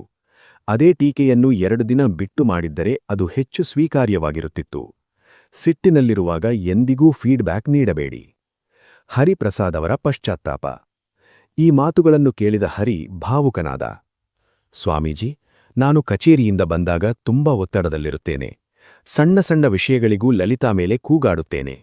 ಇಂತಹ ಸಣ್ಣ ಪುಟ್ಟ ಅವಮಾನಗಳೇ ನಮ್ಮಿಬ್ಬರ ನಡುವೆ ದೊಡ್ಡ ಕಂದಕ ಸೃಷ್ಟಿಸಿವೆ ಎಂದು ಈಗ ಅರಿವಾಗುತ್ತಿದೆ ಎಂದು ಪಿಸುಗುಟ್ಟಿದ. ಈ ಹಂತದಲ್ಲಿ ಹರಿಪ್ರಸಾದ್ ಅತ್ಯಂತ ಸಂಕಷ್ಟದಲ್ಲಿದ್ದಾರೆ. ತನ್ನ ಪತ್ನಿ ಲಲಿತಾ ವಿಚ್ಛೇದನ ಎಂಬ ಪದ ಬಳಸಿದ್ದು ಅವರ ಮನಸ್ಸನ್ನು ಚೂರು ಮಾಡಿದೆ. ನಾನು ಅವಳನ್ನು ಪ್ರೀತಿಸುತ್ತೇನೆ, ಆದರೆ ಇಷ್ಟು ಕ್ರೂರವಾಗಿ ಮಾತನಾಡಿದ್ದಕ್ಕೆ ಅವಳನ್ನು ಕ್ಷಮಿಸುವುದು ಹೇಗೆ ಎಂಬುದು ಅವರ ಪ್ರಶ್ನೆ. ಗೌರ್ ಗೋಪಾಲ್ದಾಸ್ ಅವರು ಇಲ್ಲಿ ಕ್ಷಮೆಯ ಮಹತ್ವದ ಬಗ್ಗೆ ರಾಮಾಯಣದ ಒಂದು ಪ್ರಬಲ ಉದಾಹರಣೆಯೊಂದಿಗೆ ವಿವರಿಸಿದ್ದಾರೆ. ಕ್ಷಮೆ, ಕತ್ತಲನ್ನು ಓಡಿಸುವ ಬೆಳಕು. ಕತ್ತಲೆಯಿಂದ ಕತ್ತಲೆಯನ್ನು ಓಡಿಸಲು ಸಾಧ್ಯವಿಲ್ಲ, ಕೇವಲ ಬೆಳಕಿನಿಂದ ಮಾತ್ರ ಸಾಧ್ಯ. ದ್ವೇಷದಿಂದ ದ್ವೇಷವನ್ನು ಹೋಗಲಾಡಿಸಲು ಸಾಧ್ಯವಿಲ್ಲ, ಪ್ರೀತಿಯಿಂದ ಮಾತ್ರ ಸಾಧ್ಯ ಎಂದು ಮಾರ್ಟಿನ್ ಲೂಥರ್ ಕಿಂಗ್ ಜೂನಿಯರ್ ಹೇಳಿದರು. ನಮ್ಮ ಇಂದಿನ ಜಗತ್ತು ಇನ್ಸ್ಟಂಟ್ ಪರಿಹಾರಗಳ ಹಿಂದೆ ಓಡುತ್ತಿದೆ. ಆದರೆ ಸಂಬಂಧಗಳು ಒಂದು ಗಿಡದಂತೆ. ಅವು ಬೆಳೆದು ಹೂಬಿಡಲು ನಿರಂತರ ಆರೈಕೆ ಮತ್ತು ಕ್ಷಮೆ ಎಂಬ ಗೊಬ್ಬರ ಬೇಕು. 1. ಸಂದರ್ಭವನ್ನು ಮೀರಿ ನೋಡಿ. ರಾಮಾಯಣದಲ್ಲಿ ಸೀತಾಮಾತೆ ಚಿನ್ನದ ಜಿಂಕೆಯನ್ನು ಕಂಡು ಮರುಳಾದಾಗ ಶ್ರೀರಾಮ ಅದನ್ನು ಹಿಡಿಯಲು ಹೋಗುತ್ತಾನೆ. ರಾಮನ ಧ್ವನಿಯಲ್ಲಿ ಯಾರೋ ಕೂಗಿದಂತೆ ಕೇಳಿದಾಗ ಸೀತಾ ಗಾಬರಿಯಾಗುತ್ತಾಳೆ. ಅವಳು ಲಕ್ಷ್ಮಣನಿಗೆ ಸಹಾಯಕ್ಕೆ ಹೋಗಲು ಹೇಳಿದಾಗ ಲಕ್ಷ್ಮಣನು ರಾಮನಿಗೆ ಏನೂ ಆಗುವುದಿಲ್ಲ ಎಂದು ನಿರಾಕರಿಸುತ್ತಾನೆ. ಆಗ ಸೀತಾ ಅತೀವ ಆತಂಕದಲ್ಲಿ ಲಕ್ಷ್ಮಣನಿಗೆ ಅತ್ಯಂತ ಕ್ರೂರವಾದ ಮಾತುಗಳನ್ನು ಹೇಳುತ್ತಾಳೆ. ರಾಮ ಇಲ್ಲದಿದ್ದರೆ ನೀನು ನನ್ನನ್ನು ಪಡೆಯಬಹುದು ಎಂದುಕೊಂಡಿದ್ದೀಯಾ? ಲಕ್ಷ್ಮಣನಿಗೆ ಈ ಮಾತು ಕೇಳಿ ಹೃದಯ ಚೂರಾಗುತ್ತದೆ. ಆದರೆ ಇಲ್ಲಿ ಒಂದು ಪಾಠವಿದೆ. 1. ಸೀತಾ ಹೇಳಿದ ಮಾತು ತಪ್ಪಾಗಿತ್ತು. ಅದು ಸುಳ್ಳು ಮತ್ತು ನೋವಿನಿಂದ ಕೂಡಿತ್ತು. ಆದರೆ ಸೀತಾ ಆ ಮಾತು ಹೇಳಲು ಕಾರಣವೇನು? ಅವಳು ತನ್ನ ಪತಿಯ ಪ್ರಾಣಕ್ಕೆ ಅಪಾಯ ಬಂದಿದೆ ಎಂಬ ತೀವ್ರ ಆತಂಕದಲ್ಲಿದ್ದಳು. ಅವಳ ಬುದ್ಧಿಶಕ್ತಿಯನ್ನು ಭಾವನೆಗಳು ಮರೆಮಾಚಿದ್ದವು. ಪಾಠ: ಯಾರಾದರೂ ನಮಗೆ ನೋವು ಕೊಟ್ಟಾಗ ಅವರು ಆ ಮಾತನ್ನು ಏಕೆ ಹೇಳಿದರು? ಅವರ ಜೀವನದಲ್ಲಿ ಅಂತಹ ಯಾವ ಸಂಕಷ್ಟ ಅಥವಾ ಅಸ್ಥಿರತೆ ಇತ್ತು ಎಂದು ಯೋಚಿಸುವುದು ಸಂವೇದನೆ ಎನ್ನಿಸಿಕೊಳ್ಳುತ್ತದೆ. ಹರಿಪ್ರಸಾದ್ ಅವರ ಪತ್ನಿ ವಿಚ್ಛೇದನ ಎಂಬ ಮಾತು ಹೇಳಿದ್ದು ಅವಳ ದ್ವೇಷದಿಂದಲ್ಲ, ಬದಲಾಗಿ ಅವಳು ಅನುಭವಿಸುತ್ತಿದ್ದ ನಿರ್ಲಕ್ಷ್ಯದ ನೋವಿನಿಂದಿರಬಹುದು. 2.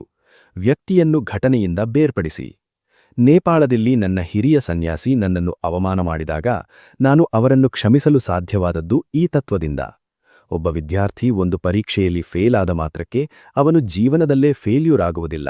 ಹಾಗೆಯೇ ಒಬ್ಬ ವ್ಯಕ್ತಿ ಒಮ್ಮೆ ನಮಗೆ ನೋವು ನೀಡಿದ ಮಾತ್ರಕ್ಕೆ ಅವರು ಕೆಟ್ಟ ವ್ಯಕ್ತಿಯಾಗುವುದಿಲ್ಲ. ಘಟನೆ: ಅವರು ಅಂದು ನಿಮ್ಮ ಮೇಲೆ ಕೂಗಾಡಿದ್ದು ಅಥವಾ ಅವಮಾನಿಸಿದ್ದು. ವ್ಯಕ್ತಿ: ಅವರು ಈ ಹಿಂದೆ ನಿಮಗೆ ನೀಡಿದ ಪ್ರೀತಿ, ಸಹಾಯ ಮತ್ತು ಅವರ ಒಟ್ಟಾರೆ ಗುಣ. ಘಟನೆಯನ್ನು ವ್ಯಕ್ತಿಯಿಂದ ಬೇರ್ಪಡಿಸಿ ನೋಡಿದಾಗ ಕ್ಷಮಿಸುವುದು ಸುಲಭವಾಗುತ್ತದೆ.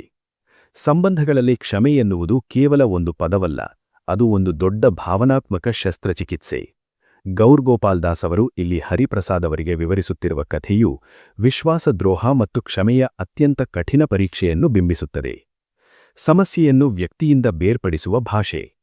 ನಾವು ಬಳಸುವ ಪದಗಳು ನಮ್ಮ ಮನಸ್ಥಿತಿಯನ್ನು ರೂಪಿಸುತ್ತವೆ. ಸಮಸ್ಯೆಯನ್ನು ವಿವರಿಸುವಾಗ ನಾವು 3 ರೀತಿ ಹೇಳಬಹುದು. 1. ಇದು ನನ್ನ ಸಮಸ್ಯೆ. ಇದು ನಮ್ಮಲ್ಲಿ ಕೀಳಿರಿಮೆ ಮತ್ತು ಅಪರಾಧ ಬೋಧವನ್ನು ಮೂಡಿಸುತ್ತದೆ. 2. ಇದು ನಿನ್ನ ಸಮಸ್ಯೆ. ಇದು ಎದುರಿಗಿದ್ದವರ ಮೇಲೆ ಕೋಪ ಮತ್ತು ದ್ವೇಷವನ್ನು ಉಂಟುಮಾಡುತ್ತದೆ. ಇದು ಸುರುಳಿಯಾಕಾರದ ಜಗಳಕ್ಕೆ ಕಾರಣವಾಗುತ್ತದೆ. 3. ಇದು ಒಂದು ಸಮಸ್ಯೆ. ಹೀಗೆ ಹೇಳಿದಾಗ ನಾವು ವ್ಯಕ್ತಿಯನ್ನು ಮತ್ತು ಘಟನೆಯನ್ನು ಬೇರ್ಪಡಿಸುತ್ತೇವೆ. ಇದು ಸಮಸ್ಯೆಯನ್ನು ವಸ್ತುನಿಷ್ಠವಾಗಿ ಆಬ್ಜೆಕ್ಟಿವ್ಲಿ ನೋಡಲು ಮತ್ತು ಪರಿಹಾರ ಹುಡುಕಲು ಸಹಾಯ ಮಾಡುತ್ತದೆ. ಒಂದು ಕಠಿಣ ಕಥೆ: ವಿಶ್ವಾಸದ್ರೋಹ ಮತ್ತು ವೇದನೆ. ಲೇಖಕರು ಹರಿಪ್ರಸಾದ್ ಅವರಿಗೆ 20 ವರ್ಷದ ಹಳೆಯ ಸ್ನೇಹಿತನ ಕಥೆಯನ್ನು ವಿವರಿಸಿದರು. ಆ ವ್ಯಕ್ತಿಯೊಬ್ಬ ಸಾಧಾರಣ ಇಂಜಿನಿಯರ್, ಸುಂದರ ಕುಟುಂಬ ಹೊಂದಿದ್ದವನು. ಆದರೆ ಒಂದು ದಿನ ತನ್ನ ಪತ್ನಿಯ ಫೋನ್ ನೋಡಿದಾಗ ಅವಳು ಸಮಾಜದ ಒಬ್ಬ ಪ್ರಭಾವಿ ವ್ಯಕ್ತಿಯೊಂದಿಗೆ ಅಸಭ್ಯವಾಗಿ ಸಂದೇಶಗಳನ್ನು ವಿನಿಮಯ ಮಾಡುತ್ತಿರುವುದು ತಿಳಿಯಿತು. ಅವಳನ್ನು ನೇರವಾಗಿ ಕೇಳಿದಾಗ ಅವಳು ಒಪ್ಪಿಕೊಂಡಳು. ನನ್ನಿಂದ ತಪ್ಪಾಗಿದೆ, ಕ್ಷಮಿಸು. ಕೆಲಸದ ವಿಷಯವಾಗಿ ಶುರುವಾದ ಮಾತು ದಾರಿ ತಪ್ಪಿತು, ಆದರೆ ನಾವು ಎಂದೂ ದೈಹಿಕವಾಗಿ ಭೇಟಿಯಾಗಿಲ್ಲ ಎಂದು ಪ್ರಾಮಾಣಿಕವಾಗಿ ಹೇಳಿದಳು. ಆದರೆ ಆ ಪತಿಗೆ ಆದ ಮಾನಸಿಕ ಗಾಯ ಅತ್ಯಂತ ಆಳವಾಗಿತ್ತು. ನಾನು ಅವಳನ್ನು ಹೇಗೆ ನಂಬಲಿ? ಕ್ಷಮಿಸುವುದು ಸಾಧ್ಯವೇ? ಎಂಬ ಪ್ರಶ್ನೆಗಳು ಅವನನ್ನು ಕಾಡುತ್ತಿದ್ದವು. 1. ಅಧ್ಯಾತ್ಮ ಮತ್ತು ಮಹತ್ವಾಕಾಂಕ್ಷೆ, ಸ್ಪಿರಿಚುಯಾಲಿಟಿ ಅಂಡ್ ಆಂಬಿಷನ್. ಹರಿ ಕೇಳಿದನು, ಅಧ್ಯಾತ್ಮ ಸಾಧನೆ ಮಾಡಿದರೆ ನಾವು ಸಾಧಿಸುವ ಛಲ ಕಳೆದುಕೊಳ್ಳುತ್ತೇವೆಯೇ? ಸುಮ್ಮನೆ ಸಮಾಧಾನದಿಂದ ಇರಬೇಕೆನ್ನುತ್ತದೆಯೇ? ಇದಕ್ಕೆ ಲೇಖಕರು ಭಗವದ್ಗೀತೆಯ ಅರ್ಜುನನ ಉದಾಹರಣೆ ನೀಡಿದರು. ಅರ್ಜುನ ಯುದ್ಧರಂಗದಲ್ಲಿ ಶಸ್ತ್ರ ತ್ಯಜಿಸಿ, ನನಗೆ ರಾಜ್ಯ ಬೇಡ, ನಾನು ಕಾಡಿಗೆ ಹೋಗಿ ಶಾಂತಿಯಿಂದ ಇರುತ್ತೇನೆ ಎಂದಾಗ ಕೃಷ್ಣ ಅದಕ್ಕೆ ಒಪ್ಪಲಿಲ್ಲ. ಯಾಕೆಂದರೆ ಸಂಪನ್ಮೂಲಗಳು, ದುಡ್ಡು, ಅಧಿಕಾರ ಕೆಟ್ಟವರ ಕೈಯಲ್ಲಿದ್ದರೆ ಸಮಾಜಕ್ಕೆ ಹಾನಿ. ಸಜ್ಜನರು ಅಥವಾ ಆಧ್ಯಾತ್ಮಿಕ ಮೌಲ್ಯವುಳ್ಳವರು ಅಧಿಕಾರದಲ್ಲಿದ್ದರೆ ಆ ಸಂಪತ್ತನ್ನು ಸಮಾಜದ ಏಳಿಗೆಗಾಮಿ ಬಳಸುತ್ತಾರೆ. ಸೂತ್ರ: ನಿಮ್ಮ ವೈಯಕ್ತಿಕ ಜೀವನಕ್ಕೆ ಕನಿಷ್ಠ ಸಾಕು ಎಂಬ ತೃಪ್ತಿ ಇರಲಿ, ಆದರೆ ಸಮಾಜಕ್ಕೆ ಕೊಡುಗೆ ನೀಡಲು ಗರಿಷ್ಠ ಸಾಧಿಸುವ ಹಸಿವಿರಲಿ.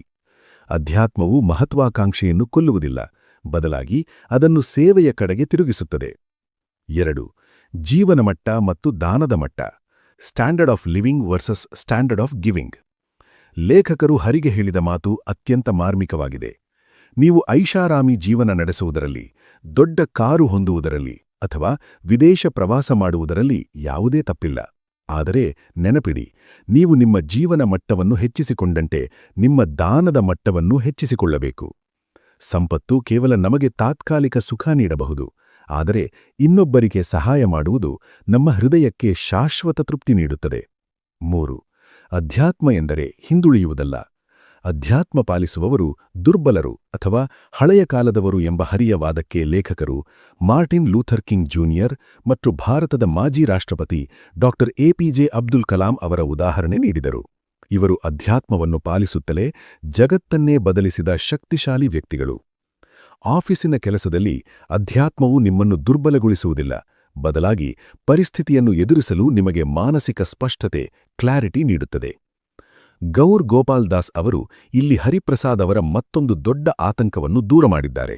ಅದೆಂದರೆ, ನಾವು ಅಧ್ಯಾತ್ಮ ಪಾಲಿಸಿದರೆ, ವಿನಯವಂತರಾಗಿದ್ದರೆ, ಕೆಲಸದ ಜಗತ್ತಿನಲ್ಲಿ ಜನರು ನಮ್ಮನ್ನು ಗುಲಾಮರಂತೆ ನಡೆಸಿಕೊಳ್ಳುತ್ತಾರೆಯೇ? ನಮ್ಮ ಮೃದುತ್ವವನ್ನು ಅವರು ದುರುಪಯೋಗಪಡಿಸಿಕೊಳ್ಳುತ್ತಾರೆಯೇ? ಇದಕ್ಕೆ ಲೇಖಕರು ನೀಡಿದ ಸನ್ಯಾಸಿ ಮತ್ತು ಹಾವಿನ ಕಥೆ ಅತ್ಯಂತ ಅದ್ಭುತವಾಗಿದೆ. ಸನ್ಯಾಸಿ ಮತ್ತು ಹಾವಿನ ಕಥೆ, ದ ಸೇಜ್ ಆ್ಯಂಡ್ ದ ಸ್ನೇಕ್.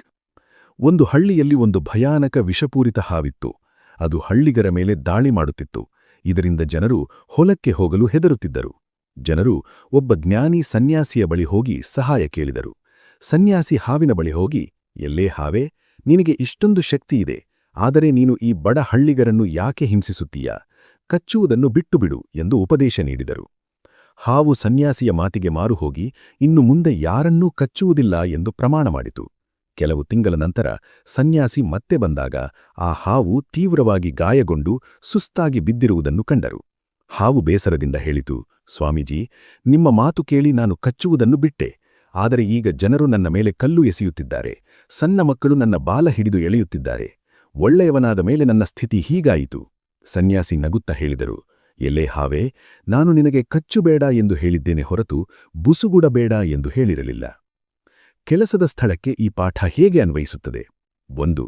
ವಿನಯ ಎಂದರೆ ದೌರ್ಬಲ್ಯವಲ್ಲ. Humility is not weakness. ಆಧ್ಯಾತ್ಮಿಕ ಮೌಲ್ಯಗಳನ್ನು ಹೊಂದಿರುವವರು ಇತರರಿಗೆ ಮೋಸ ಮಾಡುವುದಿಲ್ಲ ಅಥವಾ ನೋವು ನೀಡುವುದಿಲ್ಲ.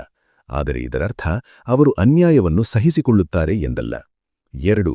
ಬುಸುಗುಡುವ ಕಲೆ, ದ ಆರ್ಟ್ ಆಫ್ ಹಿಸ್ಸಿಂಗ್. ಆಫೀಸ್ನಲ್ಲಿ ನಿಮ್ಮನ್ನು ಯಾರಾದರೂ ತುಳಿಯಲು ನೋಡಿದಾಗ ಅಥವಾ ತಪ್ಪು ಮಾಡಿದಾಗ ನೀವು ನಿಮ್ಮ ಮೌಲ್ಯಗಳನ್ನು ಬಿಡದೆಯೇ ಅವರಿಗೆ ಎಚ್ಚರಿಕೆ ನೀಡಬೇಕು. ಅಂದರೆ ಕಚ್ಚದೆ ಬುಸುಗುಡುವ ಮೂಲಕ ನಿಮ್ಮ ಗೌರವವನ್ನು ಕಾಪಾಡಿಕೊಳ್ಳಬೇಕು. 3. ನೈತಿಕ ಯಶಸ್ಸು. ಆಧ್ಯಾತ್ಮವು ನಿಮ್ಮನ್ನು ಮುಗ್ಧರನ್ನಾಗಿ ಮಾಡುವುದಿಲ್ಲ, ಬದಲಾಗಿ ನಿಮ್ಮ ಚಾರಿತ್ರವನ್ನು ಗಟ್ಟಿಗೊಳಿಸುತ್ತದೆ.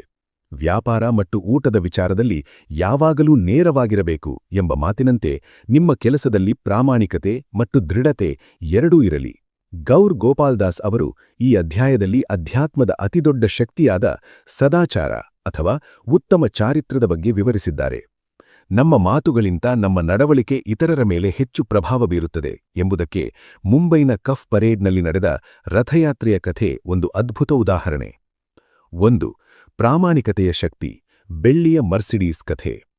ರಥಯಾತ್ರೆಯ ಸಮಯದಲ್ಲಿ ಅಕಸ್ಮಾತ್ತಾಗಿ ಒಂದು ಬೆಳ್ಳಿಯ ಮರ್ಸಿಡೀಸ್ ಕಾರಿಗೆ ರಥದ ಚಕ್ರ ತಗುಲಿ ಹಾನಿಯಾಯಿತು. ಅಲ್ಲಿ ಯಾವುದೇ ಸಿಸಿಟಿವಿ ಇರಲಿಲ್ಲ, ಯಾರೂ ನೋಡುತ್ತಿರಲಿಲ್ಲ. ಆದರೂ ರಥಯಾತ್ರೆಯ ಸಂಘಾಟಕರು ಆ ಕಾರಿನ ಮೇಲೆ ಒಂದು ಕ್ಷಮಾಪಣಾ ಪತ್ರ ಮತ್ತು ತಮ್ಮ ವಿಳಾಸವನ್ನು ಬಿಟ್ಟು ಬಂದರು. ಈ ಕಾರಿನ ಮಾಲೀಕ ಇದನ್ನು ನೋಡಿ ಆಶ್ಚರ್ಯಚಕಿತನಾದನು. ಯಾರೂ ನೋಡದಿದ್ದರೂ ತಮ್ಮ ತಪ್ಪನ್ನು ಒಪ್ಪಿಕೊಂಡ ಆ ಪ್ರಾಮಾಣಿಕತೆ ಅವನ ಮನಗೆತ್ತು. ಅವನು ಆ ಹಾನಿಗೆ ಹಣ ಪಡೆಯುವ ಬದಲು ಇಂತಹ ಒಳ್ಳೆಯ ಗುಣವುಳ್ಳ ಆ ಸಂಸ್ಥೆಗೆ ತಾನೇ ದೊಡ್ಡ ಮೊತ್ತದ ದೇಣಿಗೆ ನೀಡಲು ನಿರ್ಧರಿಸಿದನು. ಪಾಠ: ಅಧ್ಯಾತ್ಮ ಎಂದರೆ ಕೇವಲ ಭಾಷಣ ಮಾಡುವುದಲ್ಲ, ಯಾರೂ ನೋಡದಿದ್ದರೂ ಸರಿಯಾದ ಹಾದಿಯಲ್ಲಿ ನಡೆಯುವುದು. ನಮ್ಮ ಚಾರಿತ್ರವೇ ನಮ್ಮ ಅತಿದೊಡ್ಡ ಸಂದೇಶ. ಪ್ರೀಚಿಂಗ್. ನೈಜ ಆಧ್ಯಾತ್ಮಿಕ ಜೀವನದ 3 ಸ್ತಂಭಗಳು. ನೈಜ ಆಧ್ಯಾತ್ಮಿಕ ಜೀವನವು ವಿಚಾರ, ಆಚಾರ ಮತ್ತು ಪ್ರಚಾರ ಎಂಬ 3 ಮುಖ್ಯ ಅಂಶಗಳನ್ನು ಒಳಗೊಂಡಿದೆ. ಮೊದಲನೇದಾಗಿ, ವಿಚಾರ ಎಂದರೆ ಜೀವನದ ಸತ್ಯಗಳನ್ನು ಮತ್ತು ಮೌಲ್ಯಗಳನ್ನು ಅರಿಯುವ ತತ್ವಶಾಸ್ತ್ರವಾಗಿದೆ. ಇದು ಕತ್ತಲೆಯಲ್ಲಿ ದಾರಿದೀಪದಂತೆ ನಮಗೆ ಸರಿಯಾದ ಮಾರ್ಗವನ್ನು ತೋರಿಸುತ್ತದೆ. ಎರಡನೆಯದಾಗಿ, ಆಚಾರ ಎಂದರೆ ಕೇವಲ ತತ್ವಗಳನ್ನು ತಿಳಿಯುವುದಲ್ಲದೆ ಅವುಗಳನ್ನು ನಮ್ಮ ದೈನಂದಿನ ನಡವಳಿಕೆ ಮತ್ತು ಕ್ರಿಯೆಗಳಲ್ಲಿ ಅಳವಡಿಸಿಕೊಳ್ಳುವುದು. ಅಂತಿಮವಾಗಿ, ಪ್ರಚಾರ ಎಂದರೆ ಕೇವಲ ಭಾಷಣ ಮಾಡುವುದಲ್ಲ, ಬದಲಾಗಿ ನಮ್ಮ ಉತ್ತಮ ಚಾರಿತ್ರ ಮತ್ತು ನಿಸ್ವಾರ್ಥ ನಡವಳಿಕೆಯ ಮೂಲಕ ಇತರರಿಗೆ ಮೌನವಾಗಿ ಸ್ಫೂರ್ತಿ ನೀಡುವುದು. ಈ 3 ಅಂಶಗಳು ಸಮತೋಲನದಲ್ಲಿದ್ದಾಗ ಮಾತ್ರ ಒಬ್ಬ ವ್ಯಕ್ತಿಯ ಆಧ್ಯಾತ್ಮಿಕ ಬೆಳವಣಿಗೆ ಸಂಪೂರ್ಣವಾಗುತ್ತದೆ. 3. ಕಥೆಯ ತಿರುವು. ಬ್ರೀಚ್ ಕ್ಯಾಂಡಿ ಆಸ್ಪತ್ರೆಯಿಂದ ಬಂದ ಕರೆ. ಹರಿಪ್ರಸಾದ್ ಲೇಖಕರನ್ನು ಆಶ್ರಮಕ್ಕೆ ಬಿಟ್ಟು 4ನೇ ಚಕ್ರದ ಬಗ್ಗೆ ಕೇಳುತ್ತಿರುವಾಗಲೇ ಅವನ ಪತ್ನಿ ಲಲಿತಾನ ಫೋನ್ನಿಂದ ಮತ್ತೊಂದು ಕರೆ ಬಂತು. ಆದರೆ ಆ ಕಡೆ ಇದ್ದಿದ್ದು ಲಲಿತಾ ಅಲ್ಲ, ಬದಲಾಗಿ ಬ್ರೀಚ್ ಕ್ಯಾಂಡಿ ಆಸ್ಪತ್ರೆಯ ಡಾಕ್ಟರ್ ಶಾ. ಹರಿಯ ಮುಖದಲ್ಲಿ ಆತಂಕದ ಛಾಯೆ ಮೂಡಿತು. ಲಲಿತಾ ಯಾಕೆ ಆಸ್ಪತ್ರೆಯಲ್ಲಿದ್ದಾಳೆ? ಅಂದು ಅವಳು ಸವಿತಾ ಜೊತೆಗೆ ಹೋಗಿದ್ದು ಎಲ್ಲಿಗೆ? ಗೌರ್ ಗೋಪಾಲ್ದಾಸ್ ಅವರು ಈ ಕಥೆಯ ಅತ್ಯಂತ ಭಾವುಕ ಮತ್ತು ಮಹತ್ವದ ಹಂತವನ್ನು ತಲುಪಿದ್ದಾರೆ. ಹರಿಪ್ರಸಾದ್ ತನ್ನ ಪತ್ನಿ ಲಲಿತಾ ಆಸ್ಪತ್ರೆಯಲ್ಲಿ ದಾಖಲಾಗಿರುವ ಸುದ್ದಿ ಕೇಳಿ ಆತಂಕದಲ್ಲಿದ್ದಾನೆ. ಈ ಪ್ರಯಾಣದ ನಡುವೆಯೇ ಲೇಖಕರು ಜೀವನದ 4ನೇ ಚಕ್ರ, ಸಾಮಾಜಿಕ ಕೊಡುಗೆ ಅಥವಾ ನಿಸ್ವಾರ್ಥ ಸೇವೆಯ ಬಗ್ಗೆ ವಿವರಿಸಿದ್ದಾರೆ. 1. ಐಸ್ ಕ್ರೀಮ್ ಮತ್ತು ಮೇಣದ ಬತ್ತಿ. Ice cream versus candle. ಜೀವನವನ್ನು ನೋಡುವ 2 ಭಿನ್ನ ದೃಷ್ಟಿಕೋನಗಳನ್ನು ಲೇಖಕರು ಇಲ್ಲಿ ಪರಿಚಯಿಸುತ್ತಾರೆ. 1. ಐಸ್ ಕ್ರೀಮ್ ಸಿದ್ಧಾಂತ. ಅದು ಕರಗುವ ಮುನ್ನ ಅದನ್ನು ಪೂರ್ತಿ ಉಣ್ಣಿ ಮತ್ತು ಆನಂದಿಸಿ. ಇದು ಕೇವಲ ಸ್ವಂತ ಸುಖಕ್ಕಾಗಿ ಬದುಕುವ ಭೋಗವಾದದ ಸಂಕೇತ. 2. ಮೇಣದ ಬತ್ತಿ ಸಿದ್ಧಾಂತ. ಅದು ಕರಗುವ ಮುನ್ನ ಇತರರಿಗೆ ಬೆಳಕು ನೀಡಿ. ಇದು ತನ್ನನ್ನು ತಾನು ಅರ್ಪಿಸಿಕೊಂಡು ಇತರರ ಜೀವನದಲ್ಲಿ ಬದಲಾವಣೆ ತರುವ ನಿಸ್ವಾರ್ಥತೆಯ ಸಂಕೇತ. ನಮ್ಮ ಜೀವನದ ಗುರಿ ಐಸ್ ಕ್ರೀಮ್ನಿಂದ ಮೇಣದ ಬತ್ತಿಯ ಕಡೆಗೆ ಸಾಗಬೇಕಾಗಿದೆ. ಅಂದರೆ ಕೇವಲ ಸ್ವಾರ್ಥಿಯಾಗದೆ ಇತರರಿಗೆ ಸಹಾಯ ಮಾಡುವ ಮನೋಭಾವ ಬೆಳೆಸಿಕೊಳ್ಳಬೇಕು. 3. ಆಕ್ಸಿಜನ್ ಮಾಸ್ಕ್ ತತ್ವ. The oxygen mask principle. ಇತರರಿಗೆ ಸಹಾಯ ಮಾಡುವುದು ಮುಖ್ಯ ನಿಜ, ಆದರೂ ಅದಕ್ಕೂ ಮೊದಲು ನಾವು ನಮ್ಮನ್ನು ನಾವು ಸುಸ್ಥಿತಿಯಲ್ಲಿ ಇಟ್ಟುಕೊಳ್ಳಬೇಕು. ವಿಮಾನದಲ್ಲಿ ಆಪತ್ಕಾಲದಲ್ಲಿ ಇತರರಿಗೆ ಸಹಾಯ ಮಾಡುವ ಮುನ್ನ ನಿಮ್ಮ ಆಕ್ಸಿಜನ್ ಮಾಸ್ಕ್ ಅನ್ನು ನೀವೇ ಧರಿಸಿಕೊಳ್ಳಿ ಎಂದು ಹೇಳುತ್ತಾರೆ. 1. ನಿಮ್ಮಲ್ಲಿ ಸಂಪತ್ತು ಇದ್ದರೆ ಮಾತ್ರ ನೀವು ದಾನ ಮಾಡಬಲ್ಲಿರಿ. ನಿಮ್ಮಲ್ಲಿ ಪ್ರೀತಿ ಇದ್ದರೆ ಮಾತ್ರ ನೀವು ಇತರರನ್ನು ಪ್ರೀತಿಸಬಲ್ಲಿರಿ. ಆದ್ದರಿಂದ ಮೊದಲ 3 ಚಕ್ರಗಳು ಅಂದರೆ ವೈಯಕ್ತಿಕ ಜೀವನ, ಸಂಬಂಧ, ಕೆಲಸ ಸಮತೋಲನದಲ್ಲಿದ್ದರೆ ಮಾತ್ರ 4ನೇ ಚಕ್ರವಾದ ಸೇವೆಯನ್ನು ನಾವು ದೀರ್ಘಕಾಲದವರೆಗೆ ಮಾಡಬಹುದು. ಇಲ್ಲದಿದ್ದರೆ ನಾವು ಕರುಣಾ ಆಯಾಸಕ್ಕೆ ಒಳಗಾಗಬಹುದು. 3. ಲತಾ ಭಗವಾನ್ ಕರೆ ಅವರ ಸ್ಫೂರ್ತಿದಾಯಕ ಕಥೆ. ನಿಸ್ವಾರ್ಥ ಸೇವೆ ಎಂದರೆ ಕೇವಲ ಸಮಾಜ ಸೇವೆಯಲ್ಲ, ಅದು ಮನೆಯಿಂದಲೇ ಶುರುವಾಗುತ್ತದೆ. ಇದಕ್ಕೆ 65 ವರ್ಷದ ಲತಾ ಭಗವಾನ್ ಕರೆ ಅವರ ಕಥೆ ಒಂದು ಅದ್ಭುತ ಉದಾಹರಣೆ. ತನ್ನ ಪತಿಯ ಪ್ರಾಣ ಉಳಿಸಲು ಹಣದ ಅವಶ್ಯಕತೆ ಇದ್ದಾಗ ಈ ವಯಸ್ಸಾದ ಮಾತೆ ಮಹಾರಾಷ್ಟ್ರದ ಬುಲ್ಡಾಣದಲ್ಲಿ ನಡೆದ ಮ್ಯಾರಥಾನ್ನಲ್ಲಿ ಭಾಗವಹಿಸಲು ನಿರ್ಧರಿಸಿದರು. ಉಡಿಗೇರೆ ಇಲ್ಲದಿದ್ದರೂ ಬರಿಗಾಲಿನಲ್ಲಿ ಕೇವಲ ತನ್ನ ಪತಿಯ ಮೇಲಿನ ಪ್ರೀತಿಗಾಗಿ ಅವರು ಓಡಿದರು. ಯುವಕರು ಮತ್ತು ಕ್ರೀಡಾಪಟುಗಳ ನಡುವೆ ಸೀರೆ ಉಟ್ಟಿದ್ದ ಈ ಅಜ್ಜಿ ಬರಿಗಾಲಿನಲ್ಲಿ ಓಡುತ್ತಿರುವುದನ್ನು ಕಂಡು ಜನ ನಕ್ಕರು. ಆದರೆ ಅವಳಿಗೆ ಕಂಡಿದ್ದು ಕೇವಲ ಫಿನಿಶಿಂಗ್ ಲೈನ್ ಮತ್ತು ತನ್ನ ಪತಿಯ ಮುಖ ಮಾತ್ರ. ಗೌರ್ ಗೋಪಾಲ್ದಾಸ್ ಅವರು ಈ ಕಥೆಯ ಅತ್ಯಂತ ಭಾವುಕ ಅಂತ್ಯವನ್ನು ಕೊಂಡೊಯ್ಯುತ್ತಿದ್ದಾರೆ. ಲತಾ ಭಗವಾನ್ ಕರೆ ಅವರ ಸಾಹಸ ಮತ್ತು ಬ್ರಿಗೇಡಿಯರ್ ಸುನೀಲ್ ಕುಮಾರ್ ಅವರ ದೇಶಭಕ್ತಿಯ ಕಥೆಗಳ ಮೂಲಕ ನಿಸ್ವಾರ್ಥ ಸೇವೆಯ ವಿಸ್ತಾರವನ್ನು ನಮಗೆ ಪರಿಚಯಿಸಿದ್ದಾರೆ. ನಿಮ್ಮ ಮುಂದಿರುವ 2 ಆಯ್ಕೆಗಳು. The 2 choices. ಗೌರ್ ಗೋಪಾಲ್ದಾಸ್ ಅವರು ಆ ವ್ಯಕ್ತಿಗೆ ಮತ್ತು ಹರಿಪ್ರಸಾದ್ ಅವರಿಗೆ ನೀಡಿದ ಸಲಹೆ ಅತ್ಯಂತ ಮಾರ್ಮಿಕವಾಗಿದೆ. ಇಂತಹ ಸಂದರ್ಭದಲ್ಲಿ ಮನುಷ್ಯನ ಮುಂದೆ 2 ದಾರಿಗಳಿರುತ್ತವೆ. 1. ಸಂಬಂಧವನ್ನು ಅಂತ್ಯಗೊಳಿಸುವುದು. ನಂಬಿಕೆ ಸಂಪೂರ್ಣವಾಗಿ ಮುರಿದು ಹೋಗಿದ್ದರೆ ಮತ್ತು ಒಟ್ಟಿಗಿರುವುದು ಅಸಾಧ್ಯವೆನಿಸಿದರೆ ಗೌರವಯುತವಾಗಿ ದೂರಾಗುವುದು. 2. ಸಂಬಂಧವನ್ನು ಪುನರ್ನಿರ್ಮಿಸುವುದು.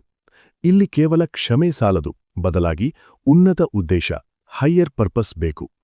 ನೀವು ನಿಮ್ಮ ಪತ್ನಿಯನ್ನು ಪ್ರೀತಿಸುತ್ತೀರಾ ಎಂದು ಲೇಖಕರು ಕೇಳಿದಾಗ ಆ ವ್ಯಕ್ತಿ ಸಂದೇಹವೇ ಇಲ್ಲದೆ ಪ್ರೀತಿಸುತ್ತೇನೆ ಎಂದನು. ಪ್ರೀತಿಯಿರುವಲ್ಲಿ ಕ್ಷಮೆಗೆ ಒಂದು ಅವಕಾಶವಿರುತ್ತದೆ. ಆದರೆ ಆ ಕ್ಷಮೆ ಹೇಗಿರಬೇಕು? 1. ಕ್ಷಮೆ ಮತ್ತು ನ್ಯಾಯ. Forgiveness versus justice. ಸಂಬಂಧಗಳಲ್ಲಿ ಅತಿ ದೊಡ್ಡ ಪ್ರಶ್ನೆಯೆಂದರೆ ನಾನು ನ್ಯಾಯದ ಹಾದಿ ಹಿಡಿಯಬೇಕೆ ಅಥವಾ ಕ್ಷಮೆ ನೀಡಬೇಕೆ? ಲೇಖಕರು ಇಲ್ಲಿ 2 ವಿಭಿನ್ನ ಆಯಾಮಗಳನ್ನು ನೀಡುತ್ತಾರೆ. 1. ವೈಯಕ್ತಿಕ ಮಟ್ಟದಲ್ಲಿ ಕ್ಷಮೆ. ನಿಮ್ಮ ಪತ್ನಿ ತಪ್ಪು ಮಾಡಿದಾಗ ಅದನ್ನು ನ್ಯಾಯದ ದೃಷ್ಟಿಯಿಂದ ನೋಡಿದರೆ ಸಂಸಾರ ಮುರಿದು ಬೀಳಬಹುದು. ಆದರೆ ನಿಮ್ಮ ಮಗನ ಭವಿಷ್ಯ ಮತ್ತು ಅವಳಲ್ಲಿರುವ ಇತರ ಉತ್ತಮ ಗುಣಗಳನ್ನು ಗಮನಿಸಿ ಒಂದು ಉನ್ನತ ಉದ್ದೇಶಕ್ಕಾಗಿ ಕ್ಷಮಿಸುವುದು ಪ್ರೀತಿಯ ಲಕ್ಷಣ. ಪ್ರೀತಿಯೆಂದರೆ ದೂರಾಗಲು 1000 ಕಾರಣಗಳಿದ್ದರೂ ಒಂದೇ ಒಂದು ಕಾರಣಕ್ಕಾಗಿ ಜೊತೆಗಿರಲು ನಿರ್ಧರಿಸುವುದು. ಸಾಮಾಜಿಕ ಮಟ್ಟದಲ್ಲಿ ನ್ಯಾಯ. ಸಮಾಜದಲ್ಲಿ ನಡೆಯುವ ಘೋರ ಅಪರಾಧಗಳನ್ನು, ಉದಾಹರಣೆಗೆ ಅತ್ಯಾಚಾರ ಅಥವಾ ಹಿಂಸೆಯನ್ನು, ಕೇವಲ ಕ್ಷಮೆಯ ಹೆಸರಿನಲ್ಲಿ ಬಿಟ್ಟುಬಿಡಬಾರದು. ಭಗವದ್ಗೀತೆಯಲ್ಲಿ ಕೃಷ್ಣನು ಅರ್ಜುನನನ್ನು ಯುದ್ಧ ಮಾಡಲು ಪ್ರೇರೇಪಿಸಿದ್ದು ಇದೇ ಕಾರಣಕ್ಕೆ. ಸಮಾಜದಲ್ಲಿ ಶಾಂತಿ ನೆಲೆಸಲು ಅಪರಾಧಿಗಳಿಗೆ ಶಿಕ್ಷೆಯಾಗುವುದು ಅನಿವಾರ್ಯ. ಆದ್ದರಿಂದ ವೈಯಕ್ತಿಕವಾಗಿ ಕ್ಷಮಿಸಿದರೂ ಸಾಮಾಜಿಕವಾಗಿ ನ್ಯಾಯ ಸಿಗಲೇಬೇಕು. 2. ಸಂಘದ ಶಕ್ತಿ. The power of association. ಒಬ್ಬ ವ್ಯಕ್ತಿಯನ್ನು ಅವನ ಸ್ನೇಹಿತರ ಮೂಲಕ ಗುರುತಿಸಬಹುದು ಎಂಬ ಮಾತಿದೆ. ಇದಕ್ಕೆ ಲೇಖಕರು ಒಂದು ಹಾಸ್ಯಮಯ ಉದಾಹರಣೆ ನೀಡುತ್ತಾರೆ. ಒಬ್ಬ ವ್ಯಕ್ತಿ ಬೆಳಗ್ಗೆ ಮಲವಿಸರ್ಜನೆ ಮಾಡಿ ಅದನ್ನು ನೋಡಿ ಅಸಹ್ಯ ಎನ್ನುತ್ತಾನೆ. ಆಗ ಆ ಮಲವು ಮಾತನಾಡುತ್ತದೆ, ನನ್ನನ್ನು ಅಸಹ್ಯ ಎನ್ನುತ್ತೀಯೇ?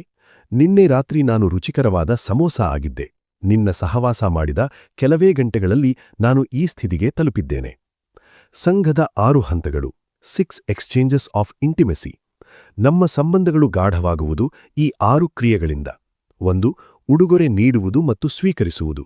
Giving and receiving. ವಸ್ತುಗಳ ಹಂಚಿಕೆಯಿಂದ ಸ್ನೇಹ ಶುರುವಾಗುತ್ತದೆ. 2. ಆಹಾರ ಹಂಚಿಕೊಳ್ಳುವುದು. Sharing food. ಒಟ್ಟಿಗೆ ಕುಳಿತು ಊಟ ಮಾಡಿದಾಗ ಹೃದಯಗಳು ಹತ್ತಿರವಾಗುತ್ತವೆ. 3. ಮನದಾಳದ ಮಾತು. Revealing mind in confidence. ರಹಸ್ಯಗಳನ್ನು ಮತ್ತು ಆಲೋಚನೆಗಳನ್ನು ಹಂಚಿಕೊಂಡಾಗ ನಂಬಿಕೆ ಬೆಳೆಯುತ್ತದೆ.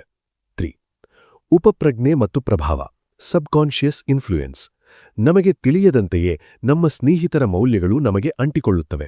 ಒಬ್ಬ ವಿದ್ಯಾರ್ಥಿ ಧೂಮಪಾನ ಮಾಡದಿದ್ದರೂ ಧೂಮಪಾನ ಮಾಡುವ ಸ್ನೇಹಿತನೊಂದಿಗೆ ಅತೀವ ಆಪ್ತತೆ ಬೆಳೆಸಿಕೊಂಡರೆ, ಅವನು ಸಿಗರೆಟ್ ಸೇದದಿದ್ದರೂ ಆ ಸ್ನೇಹಿತನ ಆತ್ಮವಿಶ್ವಾಸ ಅಥವಾ ಮೌಲ್ಯಗಳನ್ನು ಅರಿಯದೆ ಅಳವಡಿಸಿಕೊಳ್ಳುತ್ತಾನೆ. ಕೊನೆಗೆ ಅದು ಅವನ ಅಭ್ಯಾಸವಾಗಿಯೂ ಬದಲಾಗಬಹುದು. ನೆನಪಿಡಿ, ನಿಮ್ಮ ಆಲೋಚನೆಗಳನ್ನು ಗಮನಿಸಿ, ಅವು ಮಾತುಗಳಾಗುತ್ತವೆ. ಮಾತುಗಳು ಕ್ರಿಯೆಗಳಾಗುತ್ತವೆ. ಕ್ರಿಯೆಗಳು ಅಭ್ಯಾಸಗಳಾಗುತ್ತವೆ. ಅಭ್ಯಾಸಗಳು ಚಾರಿತ್ರ್ಯವಾಗುತ್ತವೆ. ನಿಮ್ಮ ಚಾರಿತ್ರ್ಯವೇ ನಿಮ್ಮ ವಿಧಿಯನ್ನು ನಿರ್ಧರಿಸುತ್ತದೆ. ಸಂಬಂಧದ ಒಂದು ಸುಂದರ ತಿರುವು. ಹರಿಯ ಪತ್ನಿ ಲಲಿತಾ ಫೋನ್ ಮಾಡಿದಾಗ ಹರಿ ಮೊದಲು ಅದನ್ನು ನಿರ್ಲಕ್ಷಿಸಲು ಯೋಚಿಸಿದರೂ ಲೇಖಕರ ಸಲಹೆಯಂತೆ ಮರಳಿ ಕರೆ ಮಾಡಿದನು. ಸಿಗ್ನಲ್ ಸರಿಯಿಲ್ಲದಿದ್ದರೂ ಅವಳು ತನ್ನ ತಾಯಿಯ ಜೊತೆ ಎಲ್ಲೋ ಪ್ರಮುಖ ಸ್ಥಳಕ್ಕೆ ಹೋಗುತ್ತಿದ್ದಾಳೆ ಎಂಬುದು ತಿಳಿಯಿತು. ಇದು ಹರಿಯ ಮನಸ್ಸಿಗೆ ಸ್ವಲ್ಪ ನೆಮ್ಮದಿ ನೀಡಿತು. 3ನೇ ಚಕ್ರ, ಕಾರ್ಯದ ಜೀವನ. Wheel 3, work life. ನಾವು ನಮ್ಮ ಜೀವನದ ಸುಮಾರು 90,000 ಗಂಟೆಗಳನ್ನು ಕೆಲಸದಲ್ಲಿ ಕಳೆಯುತ್ತೇವೆ. ಹಾಗಾಗಿ ಈ ಸಮಯವನ್ನು ನಾವು ಹೇಗೆ ಕಳೆಯುತ್ತೇವೆ ಎಂಬುದು ನಮ್ಮ ಸಂತೋಷವನ್ನು ನಿರ್ಧರಿಸುತ್ತದೆ. ಕೆಲಸದ ಸ್ಥಳದಲ್ಲಿ ನಾವು ಎದುರಿಸುವ ಅತಿದೊಡ್ಡ ಸವಾಲೆಂದರೆ ಸ್ಪರ್ಧೆ, ಕಾಂಪಿಟಿಷನ್. 1. ಅಸೂಯೆ ಮತ್ತು ದ್ವೇಷ, ಜೆಲಸಿ ವರ್ಸಸ್ ಎನ್ವಿ. ಲೇಖಕರು ತಮ್ಮ ಕಾಲೇಜು ದಿನಗಳ ಒಂದು ಕಥೆಯನ್ನು ಹಂಚಿಕೊಂಡರು. ಅವರು ಹಾಡಿನ ಸ್ಪರ್ಧೆಯಲ್ಲಿ ಭಾಗವಹಿಸಿದಾಗ ಯಾರೋ ಒಬ್ಬರು ಸೌಂಡ್ ಎಂಜಿನಿಯರ್ಗೆ ಹಣ ನೀಡಿ ಮೈಕ್ರೋಫೋನ್ ಸೆಟ್ಟಿಂಗ್ ಕೆಡಿಸಿದ್ದರು. ಇದರಿಂದ ಲೇಖಕರ ಹಾಡು ವಿರೂಪವಾಗಿ ಕೇಳಿಸಿತು. ಅಸೂಯೆ, ಇನ್ನೊಬ್ಬರ ಯಶಸ್ಸನ್ನು ಕಂಡು ನಮಗೂ ಹಾಗಾಗಬೇಕೆಂದು ಆಸೆಪಡುವುದು, ಆದರೆ ಅವರಿಗೆ ತೊಂದರೆ ಕೊಡದಿರುವುದು. ಇದು ನಮ್ಮನ್ನು ಒಳಗಿನಿಂದ ತಿನ್ನುತ್ತದೆ. ದ್ವೇಷ ಅಥವಾ ಈರ್ಷೆ, ಇನ್ನೊಬ್ಬರ ಯಶಸ್ಸನ್ನು ಸಹಿಸದೆ ಅವರನ್ನು ಕೆಳಗಿಳಿಸಲು ಅಥವಾ ಅವರ ಜಾಗವನ್ನು ಕಸಿದುಕೊಳ್ಳಲು ಕೆಟ್ಟ ಕೆಲಸ ಮಾಡುವುದು. ಇದು ಅತ್ಯಂತ ಅಪಾಯಕಾರಿ. ಕೆಲಸದ ಸ್ಥಳದ ರಾಜಕೀಯ, ವರ್ಕ್ ಪ್ಲೇಸ್ ಪಾಲಿಟಿಕ್ಸ್. ಕೆಲಸದ ಸ್ಥಳದಲ್ಲಿ ಆರೋಗ್ಯಕರ ಸ್ಪರ್ಧೆ ಇರಬೇಕು, ಆದರೆ ಇಂದು ಅದು ಅನಾರೋಗ್ಯಕರವಾಗುತ್ತಿದೆ. ಲೇಖಕರ ಸ್ನೇಹಿತ ಜೇಮ್ ಒಬ್ಬ ಫ್ಯಾಷನ್ ಫೋಟೋಗ್ರಫರ್ ಆಗಿದ್ದನು. ಅವನ ತಂಡದಲ್ಲಿದ್ದ ಒಬ್ಬ ಸ್ಟೈಲಿಸ್ಟ್ ಜೇಮ್ನ ಸ್ಥಾನವನ್ನು ಕಸಿದುಕೊಳ್ಳಲು ಅವನ ಕಂಪ್ಯೂಟರ್ನಲ್ಲಿದ್ದ ಪ್ರಮುಖ ಫೈಲ್ಗಳನ್ನು ಪದೇ ಪದೇ ಡಿಲೀಟ್ ಮಾಡುತ್ತಿದ್ದಳು. ಇದನ್ನು ಕಂಡುಹಿಡಿಯಲು ಜೇಮ್ ಸಿಟಿ ಕ್ಯಾಮರಾದ ಮೊರೆ ಹೋದನು. ಸ್ಪರ್ಧೆಯ ಮನಸ್ಥಿತಿಯನ್ನು ಬದಲಾಯಿಸಿ. ಹರಿ ಕೇಳಿದನು, ಸ್ವಾಮೀಜಿ, ಸ್ಪರ್ಧೆ ಮಾಡದಿದ್ದರೆ ನನಗೆ ಪ್ರಮೋಷನ್ ಸಿಗವಲ್ಲವೇ? ಲೇಖಕರು ಉತ್ತರಿಸಿದರು, ನಾವು ಇತರರೊಂದಿಗೆ ಸ್ಪರ್ಧಿಸುವುದನ್ನು ಬಿಟ್ಟು ನಮ್ಮೊಂದಿಗೆ ನಾವು ಸ್ಪರ್ಧಿಸಬೇಕು. ನಿನ್ನೆಯ ನಮಗಿಂತ ಇಂದಿನ ನಾವು ಉತ್ತಮವಾಗಿರಬೇಕೆಂದು ಬಯಸಬೇಕು. ಕ್ಷೇತ್ರಗಳು ಮತ್ತು ಸ್ಪರ್ಧೆ. ಕ್ರೀಡೆ, ಗೆಲುವಿನ ಅಮಲದಲ್ಲಿ ಡೋಪಿಂಗ್ ಅಥವಾ ಬಾಲ್ ಟ್ಯಾಂಪರಿಂಗ್ನಂತಹ ತಪ್ಪುದಾರಿ ತುಳಿಯುವುದು. ವ್ಯಾಪಾರ, ನೀತಿ ನಿಯಮಗಳನ್ನು ಗಾಳಿಗೆ ತೂರುವುದು. ರಾಜಕೀಯ, ಅಧಿಕಾರಕ್ಕಾಗಿ ಸುಳ್ಳು ಸುದ್ದಿ ಹರಡುವುದು ಅಥವಾ ಎದುರಾಳಿಗಳನ್ನು ಹತ್ತಿಕ್ಕುವುದು. ಈ ಹಂತದಲ್ಲಿ ಗೌರ್ ಗೋಪಾಲ್ ದಾಸ್ ಅವರು ಕೆಲಸದ ಸ್ಥಳದಲ್ಲಿ ಯಶಸ್ಸು ಕಾಣಲು ಬೇಕಾದ ಅತ್ಯಂತ ಮುಖ್ಯವಾದ ತತ್ವಗಳನ್ನು ವಿವರಿಸಿದ್ದಾರೆ. ಜೇಮ್ ಕಥೆಯ ಮೂಲಕ ಅನಾರೋಗ್ಯಕರ ಸ್ಪರ್ಧೆ ಹೇಗೆ ಜೀವನವೇ ನಾಶ ಮಾಡಬಹುದು ಮತ್ತು ಅದಕ್ಕೆ ಪರ್ಯಾಯವಾದ ಆರೋಗ್ಯಕರ ಸ್ಪರ್ಧೆ ಯಾವುದು ಎಂಬುದನ್ನು ತಿಳಿಸಿಕೊಟ್ಟಿದ್ದಾರೆ. 1. ಜೇಮ್ ಕಥೆಯ ಅಂತ್ಯ, ವಿಷಕಾರಿ ಪರಿಸರ, ಟಾಕ್ಸಿಕ್ ಎನ್ವೈರ್ಮೆಂಟ್. ಜೇಮ್ ತನ್ನ ಕೆಲಸವನ್ನು ಡಿಲೀಟ್ ಮಾಡುತ್ತಿದ್ದ ಸ್ಟೈಲಿಸ್ಟನ್ನು ಸಿಸಿಟಿವಿ ಮೂಲಕ ರೆಡ್ ಹ್ಯಾಂಡೆಡ್ ಆಗಿ ಹಿಡಿದನು. ಆದರೆ ಆಘಾತಕಾರಿ ವಿಷಯವೆಂದರೆ HR ಮ್ಯಾನೇಜರ್ ಕೂಡ ಅವಳ ಜೊತೆ ಸೇರಿಕೊಂಡಿದ್ದಳು. ಅವರಿಬ್ಬರಿಗೂ ಜೇಮ್ ಹೊಂದಿದ್ದ ಸ್ವತಂತ್ರ ಮತ್ತು ಗೌರವದ ಮೇಲೆ ಅಸೂಯೆಯಿತ್ತು. ಜೇಮ್ ತನ್ನ ತತ್ವಗಳನ್ನು ಬಿಟ್ಟುಕೊಡದೆ ಆ ಕೆಲಸಕ್ಕೆ ರಾಜೀನಾಮೆ ನೀಡಿದನು. ಪಾಠ: ಎಲ್ಲಿ ನಿಮ್ಮ ಪ್ರಾಮಾಣಿಕತೆಗೆ ಬೆಲೆಯಿಲ್ಲವೋ ಮತ್ತು ಎಲ್ಲಿ ರಾಜಕೀಯವೇ ತುಂಬಿದೆಯೋ ಅಂತಹ ವಿಷಕಾರಿ ಜಾಗದಿಂದ ಹೊರಬರುವುದು ನಿಮ್ಮ ಮಾನಸಿಕ ಶಾಂತಿಗೆ ಒಳ್ಳೆಯದು. 2. ಆರೋಗ್ಯಕರ ಸ್ಪರ್ಧೆ, ನಿಮ್ಮೊಂದಿಗೆ ನೀವೇ ಸ್ಪರ್ಧಿಸಿ. ಹರಿಪ್ರಸಾದ್ ಕೇಳಿದ ಪ್ರಶ್ನೆಗೆ ಲೇಖಕರು ನೀಡಿದ ಉತ್ತರ ಅದ್ಭುತವಾಗಿದೆ. ಸ್ಪರ್ಧೆ ಮಾಡಬೇಡಿ ಎಂದು ನಾನು ಹೇಳುತ್ತಿಲ್ಲ, ಆದರೆ ಯಾರ ಜೊತೆ ಸ್ಪರ್ಧಿಸುತ್ತಿದ್ದೀರಿ ಎಂಬುದು ಮುಖ್ಯ. 1. ಮುಚ್ಚಿದ ಮನಸ್ಥಿತಿ, ಇತರರನ್ನು ಸೋಲಿಸಿ ಮುಂದೆ ಹೋಗಬೇಕೆಂದು ಬಯಸುವುದು. ಇದು ನಿಮ್ಮಲ್ಲಿ ಸದಾ ಆತಂಕ ಮತ್ತು ದ್ವೇಷವನ್ನು ತುಂಬಿಡುತ್ತದೆ. 2. ಮುಕ್ತ ಮನಸ್ಥಿತಿ, ನಿಮ್ಮ ನಿನ್ನೆಯ ಸಾಧನೆಗಿಂತ ಇಂದಿನ ಸಾಧನೆ ಉತ್ತಮವಾಗಿರಬೇಕೆಂದು ಬಯಸುವುದು. ಮ್ಯಾಥ್ಯೂ ಮೆಕ್ಕಾನಹೆಯವರ ಉದಾಹರಣೆ. ಅವರು ತಮ್ಮ ಆಸ್ಕರ್ ಭಾಷಣದಲ್ಲಿ ಹೇಳಿದ ಹಾಗೆ, ನನ್ನ ಹೀರೋ ಯಾರು ಗೊತ್ತೇ? ಇಂದಿನಿಂದ 10 ವರ್ಷಗಳ ನಂತರ ನಾನು ಏನಾಗುತ್ತೇನೋ ಅದೇ ನನ್ನ ಹೀರೋ. ಅಂದರೆ ನಾವು ಸದಾ ನಮ್ಮ ಉತ್ತಮ ಆವೃತ್ತಿಯನ್ನು ಬೆನ್ನತ್ತುತ್ತಿರಬೇಕು. ಆಪಲ್ ಸಂಸ್ಥೆಯ ಯಶಸ್ಸಿನ ರಹಸ್ಯ. ಸ್ಟೀವ್ ಜಾಬ್ಸ್ ಅವರು ಇತರ ಕಂಪನಿಗಳೊಂದಿಗೆ ಸ್ಪರ್ಧಿಸುವುದಕ್ಕಿಂತ ಹೆಚ್ಚಾಗಿ ನವೀನತೆ, ಒರಿಜಿನಾಲಿಟಿ ಮತ್ತು ಸೃಜನಶೀಲತೆಯ ಮೇಲೆ ಗಮನ ಹರಿಸುತ್ತಿದ್ದರು. ಬಿಲ್ ಗೇಟ್ಸ್ ಏನು ಮಾಡುತ್ತಿದ್ದಾರೆ ಎಂಬುದಕ್ಕಿಂತ ಆಪಲ್ ಈ ಹಿಂದೆ ಏನು ಮಾಡಿತು ಮತ್ತು ಅದನ್ನು ಹೇಗೆ ಉತ್ತಮಗೊಳಿಸಬಹುದು ಎಂಬುದು ಅವರ ಗುರಿಯಾಗಿತ್ತು. ಇತರರನ್ನು ಕುರುಡಾಗಿ ಅನುಕರಿಸಿದರೆ ನಾವು ನಮ್ಮ ಅನನ್ಯತೆಯನ್ನು ಕಳೆದುಕೊಂಡು ಸಾಮಾನ್ಯರಾಗಿ ಬಿಡುತ್ತೇವೆ. 4. ಸ್ವಯಂ ಅನ್ವೇಷಣೆ, ಸೆಲ್ಫ್ ಡಿಸ್ಕವರಿ. ಯಶಸ್ಸಿನ ಭದ್ರ ಬುನಾದಿ ಎಂದರೆ ನೀವು ಯಾರು ಎಂದು ತಿಳಿದುಕೊಳ್ಳುವುದು. ನಿಮ್ಮ ಸಾಮರ್ಥ್ಯ, ಆಸೆಗಳು ಮತ್ತು ಮಿತಿಗಳನ್ನು ಅರಿತುಕೊಂಡಾಗ ಮಾತ್ರ ನೀವು ನಿಮ್ಮೊಂದಿಗೆ ಸ್ಪರ್ಧಿಸಲು ಸಾಧ್ಯ. ಇದಕ್ಕೆ ಲೇಖಕರು ಒಂದು ಹಾಸ್ಯಮಯ ಕಥೆ ಹೇಳುತ್ತಾರೆ. ಒಬ್ಬ ಪತ್ನಿ ತನ್ನ ಪತಿಗೆ ಹೇಳುತ್ತಾರೆ, ನೀವು ನನಗೆ ವಜ್ರದ ಹಾರವನ್ನು ಉಡುಗೊರೆಯಾಗಿ ನೀಡಿದಂತೆ ನನಗೆ ಕನಸು ಬಿದ್ದಿತು. ಇದರ ಅರ್ಥವೇನು ಗೊತ್ತೇ? ಪತಿ ನಗುತ್ತಾ, ಸಂಜೆ ನಿನಗೆ ತಿಳಿಯುತ್ತದೆ ಎಂದು ಒಂದು ಸುಂದರವಾಗಿ ಪ್ಯಾಕ್ ಮಾಡಿದ ಉಡುಗೊರೆ ತರುತ್ತಾನೆ. ಪತ್ನಿ ಅತ್ಯಂತ ಸಂಭ್ರಮದಿಂದ ಅದನ್ನು ಬಿಚ್ಚುತ್ತಾಳೆ. ಸ್ಪರ್ಧೆ ಅಸೂಯೆ ಅಥವಾ ಅನಿಯಂತ್ರಿತ ಮಹತ್ವಾಕಾಂಕ್ಷೆಯಿಂದ ಹುಟ್ಟಬಾರದು. ಇತರರ ಯಶಸ್ಸನ್ನು ನೋಡಿ ಅವರ ಗುಣಗಳನ್ನು ಕಲಿಯಿರಿ, ಆದರೆ ಅವರ ಸ್ಥಾನಕ್ಕಾಗಿ ದ್ವೇಷ ಸಾಧಿಸಬೇಡಿ. ನಿಮ್ಮ ಕೆಲಸದ ಸ್ಥಳದಲ್ಲಿ ರಾಜಕೀಯ ಇದ್ದೇ ಇರುತ್ತದೆ. ಆದರೆ ನೀವು ನಿಮ್ಮ ನೈತಿಕ ದಿಕ್ಸೂಚಿಯನ್ನು ಸರಿಯಾಗಿ ಇಟ್ಟುಕೊಳ್ಳಿ. 1. ಉಡುಗೊರೆಯ ರಹಸ್ಯ ಮತ್ತು ಪ್ರತಿಭೆ. ಆ ಪತಿ ತನ್ನ ಪತ್ನಿಗೆ ಕನಸುಗಳ ಅರ್ಥ ಎಂಬ ಪುಸ್ತಕವನ್ನು ಉಡುಗೊರೆಯಾಗಿ ನೀಡಿದ್ದು ಒಂದು ಹಾಸ್ಯಮಯ ಪ್ರಸಂಗವಾದರೂ ಅದರ ಹಿಂದೆ ದೊಡ್ಡ ಸತ್ಯವಿದೆ. ಯಾವುದೇ ಉಡುಗೊರೆಯನ್ನು ನಾವು ಸುಂದರವಾಗಿ ಪ್ಯಾಕ್ ಮಾಡುತ್ತೇವೆ, ಏಕೆಂದರೆ ಅದರ ಒಳಗಿರುವುದನ್ನು ಕಂಡುಹಿಡಿಯುವ ಕುತೂಹಲ ಇರಲಿ ಎಂದು. ದೇವರು ಕೂಡ ನಮಗೆ ಹುಟ್ಟುತ್ತಲೇ ನಮ್ಮ ಎಲ್ಲಾ ಪ್ರತಿಭೆಗಳನ್ನು ತೋರಿಸುವುದಿಲ್ಲ. ನಾವು ಜೀವನದ ಪಯಣದಲ್ಲಿ ಒಂದೊಂದೇ ಪದರಗಳನ್ನು ಬಿಚ್ಚುತ್ತಾ ಹೋದಂತೆ ನಮ್ಮಲ್ಲಿರುವ ಸಣ್ಣ ಸಣ್ಣ ಉಡುಗೊರೆಗಳು ಅರಿವಾಗುತ್ತವೆ. ಇದು ಪಾಸ್ ದ ಪಾರ್ಸಲ್ ಆಟದಂತೆ. ಪ್ರತಿ ಹಂತದಲ್ಲೂ ನಮಗೆ ಹೊಸದೊಂದು ಶಕ್ತಿ ತಿಳಿಯುತ್ತಾ ಹೋಗುತ್ತದೆ. 2. ಸರಜ್ ಮತ್ತು ಬ್ಲೂಬೆರಿ ಚೀಸ್ ಕೇಕ್. ಒಬ್ಬ ಪ್ರತಿಭಾವಂತ ಗುಜರಾತಿ ಹುಡುಗ ಸರಜ್ ಗಣಿತ ಮತ್ತು ವಿಜ್ಞಾನದಲ್ಲಿ 93% ಅಂಕ ಗಳಿಸಿದರೂ ಎಂಜಿನಿಯರಿಂಗ್ ಅಥವಾ ಮೆಡಿಸಿನ್ ಆರಿಸಿಕೊಳ್ಳದೆ ಕಾಮರ್ಸ್ ಆರಿಸಿಕೊಳ್ಳುತ್ತಾನೆ, ಏಕೆಂದರೆ ಅವನಿಗೆ ಅಡುಗೆ ಮತ್ತು ಹೋಟೆಲ್ ಉದ್ಯಮದಲ್ಲಿ ಅತೀವ ಆಸಕ್ತಿಯಿತ್ತು. ಅವನ ಪೋಷಕರು ನನ್ನ ಮಗ ಡಾಕ್ಟರ್ ಆಗಿಲ್ಲ ಎಂದು ಕೊರಗದೆ ಬರೆದು ಅವನು ತನ್ನ ಪ್ಯಾಷನ್ ಕಂಡುಹಿಡಿದ್ದಕ್ಕೆ ಸಂಭ್ರಮಿಸುತ್ತಾರೆ. ಲೇಖಕರು ಹೇಳುವಂತೆ, ನಿಮಗೆ ಇಷ್ಟವಾದ ಕೆಲಸವನ್ನು ನೀವು ವೃತ್ತಿಯಾಗಿ ಮಾಡಿಕೊಂಡರೆ ಜೀವನದಲ್ಲಿ ಒಂದು ದಿನವೂ ನೀವು ಕೆಲಸ ಮಾಡುತ್ತಿದ್ದೇವೆ ಎಂಬ ಒತ್ತಡ ಅನುಭವಿಸುವುದಿಲ್ಲ. 3. ಇಕಿಗಾಯ್, ಜೀವನದ ಉದ್ದೇಶದ ಸೂತ್ರ. ಜಪಾನಿನ ಓಕಿನಾವಾ ದ್ವೀಪದ ಜನರ ದೀರ್ಘಾಯುಷ್ಯದ ರಹಸ್ಯವೇ ಈ ಇಕಿಗಾಯ್. ಇಕಿ ಎಂದರೆ ಜೀವನ, ಗಾಯ್ ಎಂದರೆ ಮೌಲ್ಯ. ನಿಮ್ಮ ಜೀವನದ ಉದ್ದೇಶವನ್ನು ಕಂಡುಹಿಡಿಯಲು ನೀವು ಈ ಕೆಳಗಿನ 4 ಪ್ರಶ್ನೆಗಳಿಗೆ ಉತ್ತರ ಹುಡುಕಬೇಕು. 1. ನಿಮಗೆ ಯಾವುದರ ಮೇಲೆ ಪ್ರೀತಿಯಿದೆ? What you love. 2. ನೀವು ಯಾವುದರಲ್ಲಿ ನಿಪುಣರು? What you are good at. 3. ಜಗತ್ತಿಗೆ ಯಾವುದರ ಅವಶ್ಯಕತೆಯಿದೆ? What the world needs. 4. ಯಾವ ಕೆಲಸಕ್ಕೆ ನಿಮಗೆ ಸಂಭಾವನೆ ಸಿಗುತ್ತದೆ? What you can be paid for. 4. Hariprasad ಅವರ ಸಂದಿಗ್ಧತೆ. ಹರಿ ಕೇಳಿದನು, ಸ್ವಾಮೀಜಿ, ನನಗೆ ಪರಿಸರ ಸಂರಕ್ಷಣೆ ಎಂದರೆ ಇಷ್ಟ, ಆದರೆ ನಾನೀಗ ಮಾಡುತ್ತಿರುವ ಕೆಲಸ ಬಿಟ್ಟರೆ ನನಗೆ ಹಣ ಎಲ್ಲಿಂದ ಬರುತ್ತದೆ? ಲೇಖಕರು 2 ಪ್ರಮುಖ ಸಲಹೆ ನೀಡಿದರು. 1. ಮಾಡುವ ಕೆಲಸವನ್ನು ಪ್ರೀತಿಸಿ. Love what you have to do. ನಿಮ್ಮ ಈಗಿನ ಕೆಲಸದ 80% ಭಾಗ ನಿಮಗೆ ಇಷ್ಟವಿಲ್ಲದಿದ್ದರೂ ಉಳಿದ 20% ಇಷ್ಟವಾದ ಭಾಗದ ಮೇಲೆ, ಉದಾಹರಣೆಗೆ ಸಹೋದ್ಯೋಗಿಗಳೊಂದಿಗಿನ ಒಡನಾಟದ ಮೇಲೆ ಗಮನಹರಿಸಿ. 2. ಇಷ್ಟವಾದ ಕೆಲಸಕ್ಕೆ ಸಮಯ ಮೀಸಲಿಡಿ. ವೀಕೆಂಡ್ಗಳಲ್ಲಿ. 1.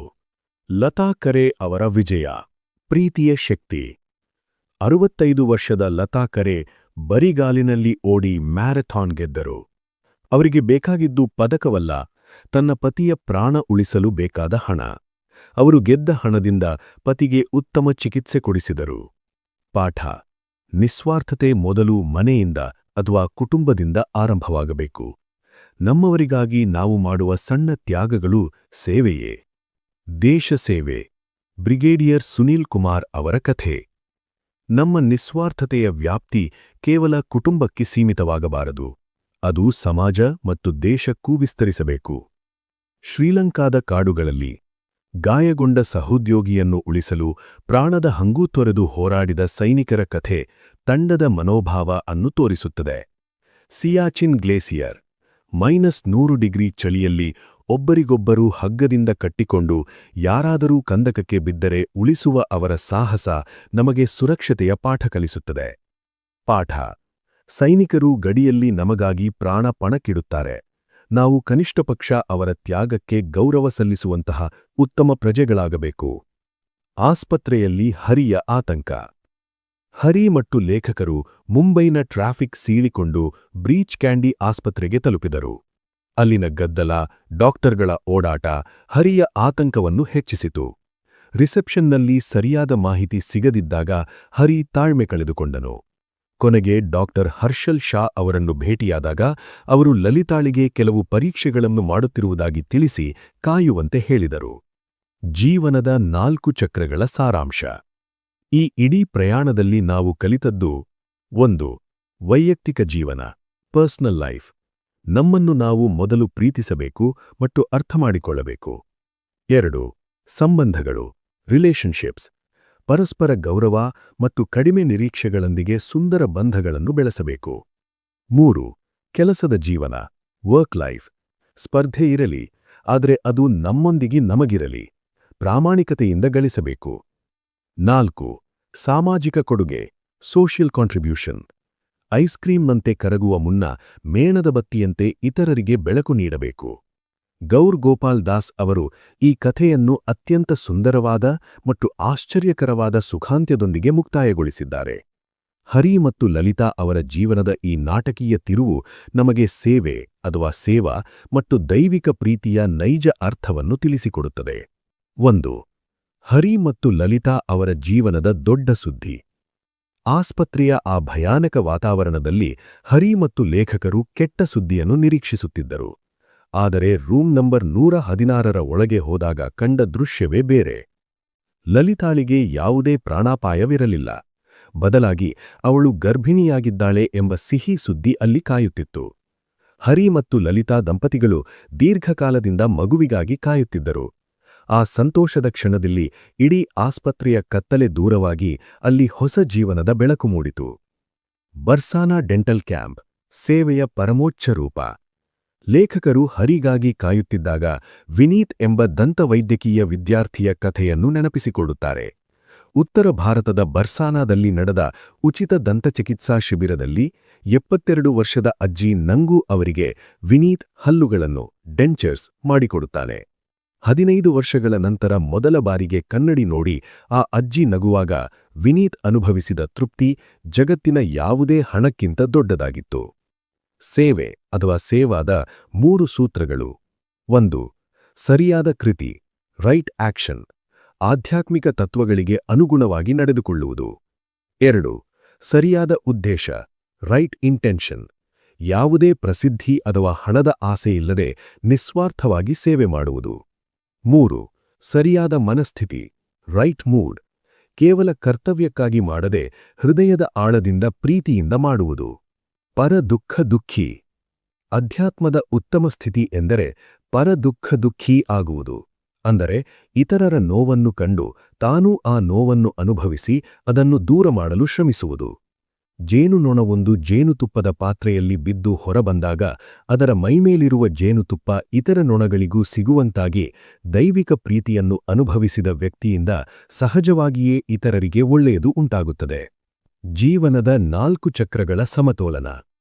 ಗೌರ್ ಗೋಪಾಲ್ ದಾಸ್ ಅವರು ಜೀವನವನ್ನು ಒಂದು ಸುಗಮ ಪಯಣಕ್ಕೆ ಹೋಲಿಸುತ್ತಾ ಅದರಲ್ಲಿ 4 ಮುಖ್ಯ ಚಕ್ರಗಳ ಸಮತೋಲನ ಅತ್ಯಗತ್ಯ ಎಂದು ವಿವರಿಸುತ್ತಾರೆ.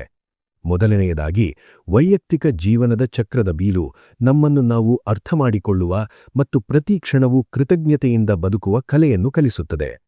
ಎರಡನೆಯದಾಗಿ ಸಂಬಂಧಗಳ ಚಕ್ರವು ಪರಸ್ಪರ ಗೌರವ, ಕ್ಷಮೆ ಮತ್ತು ಬೇಷರತ್ತು ಪ್ರೀತಿಯ ಮೂಲಕ ಸುಂದರ ಬಂಧಗಳನ್ನು ಬೆಳೆಸಲು ಪ್ರೇರೇಪಿಸುತ್ತದೆ.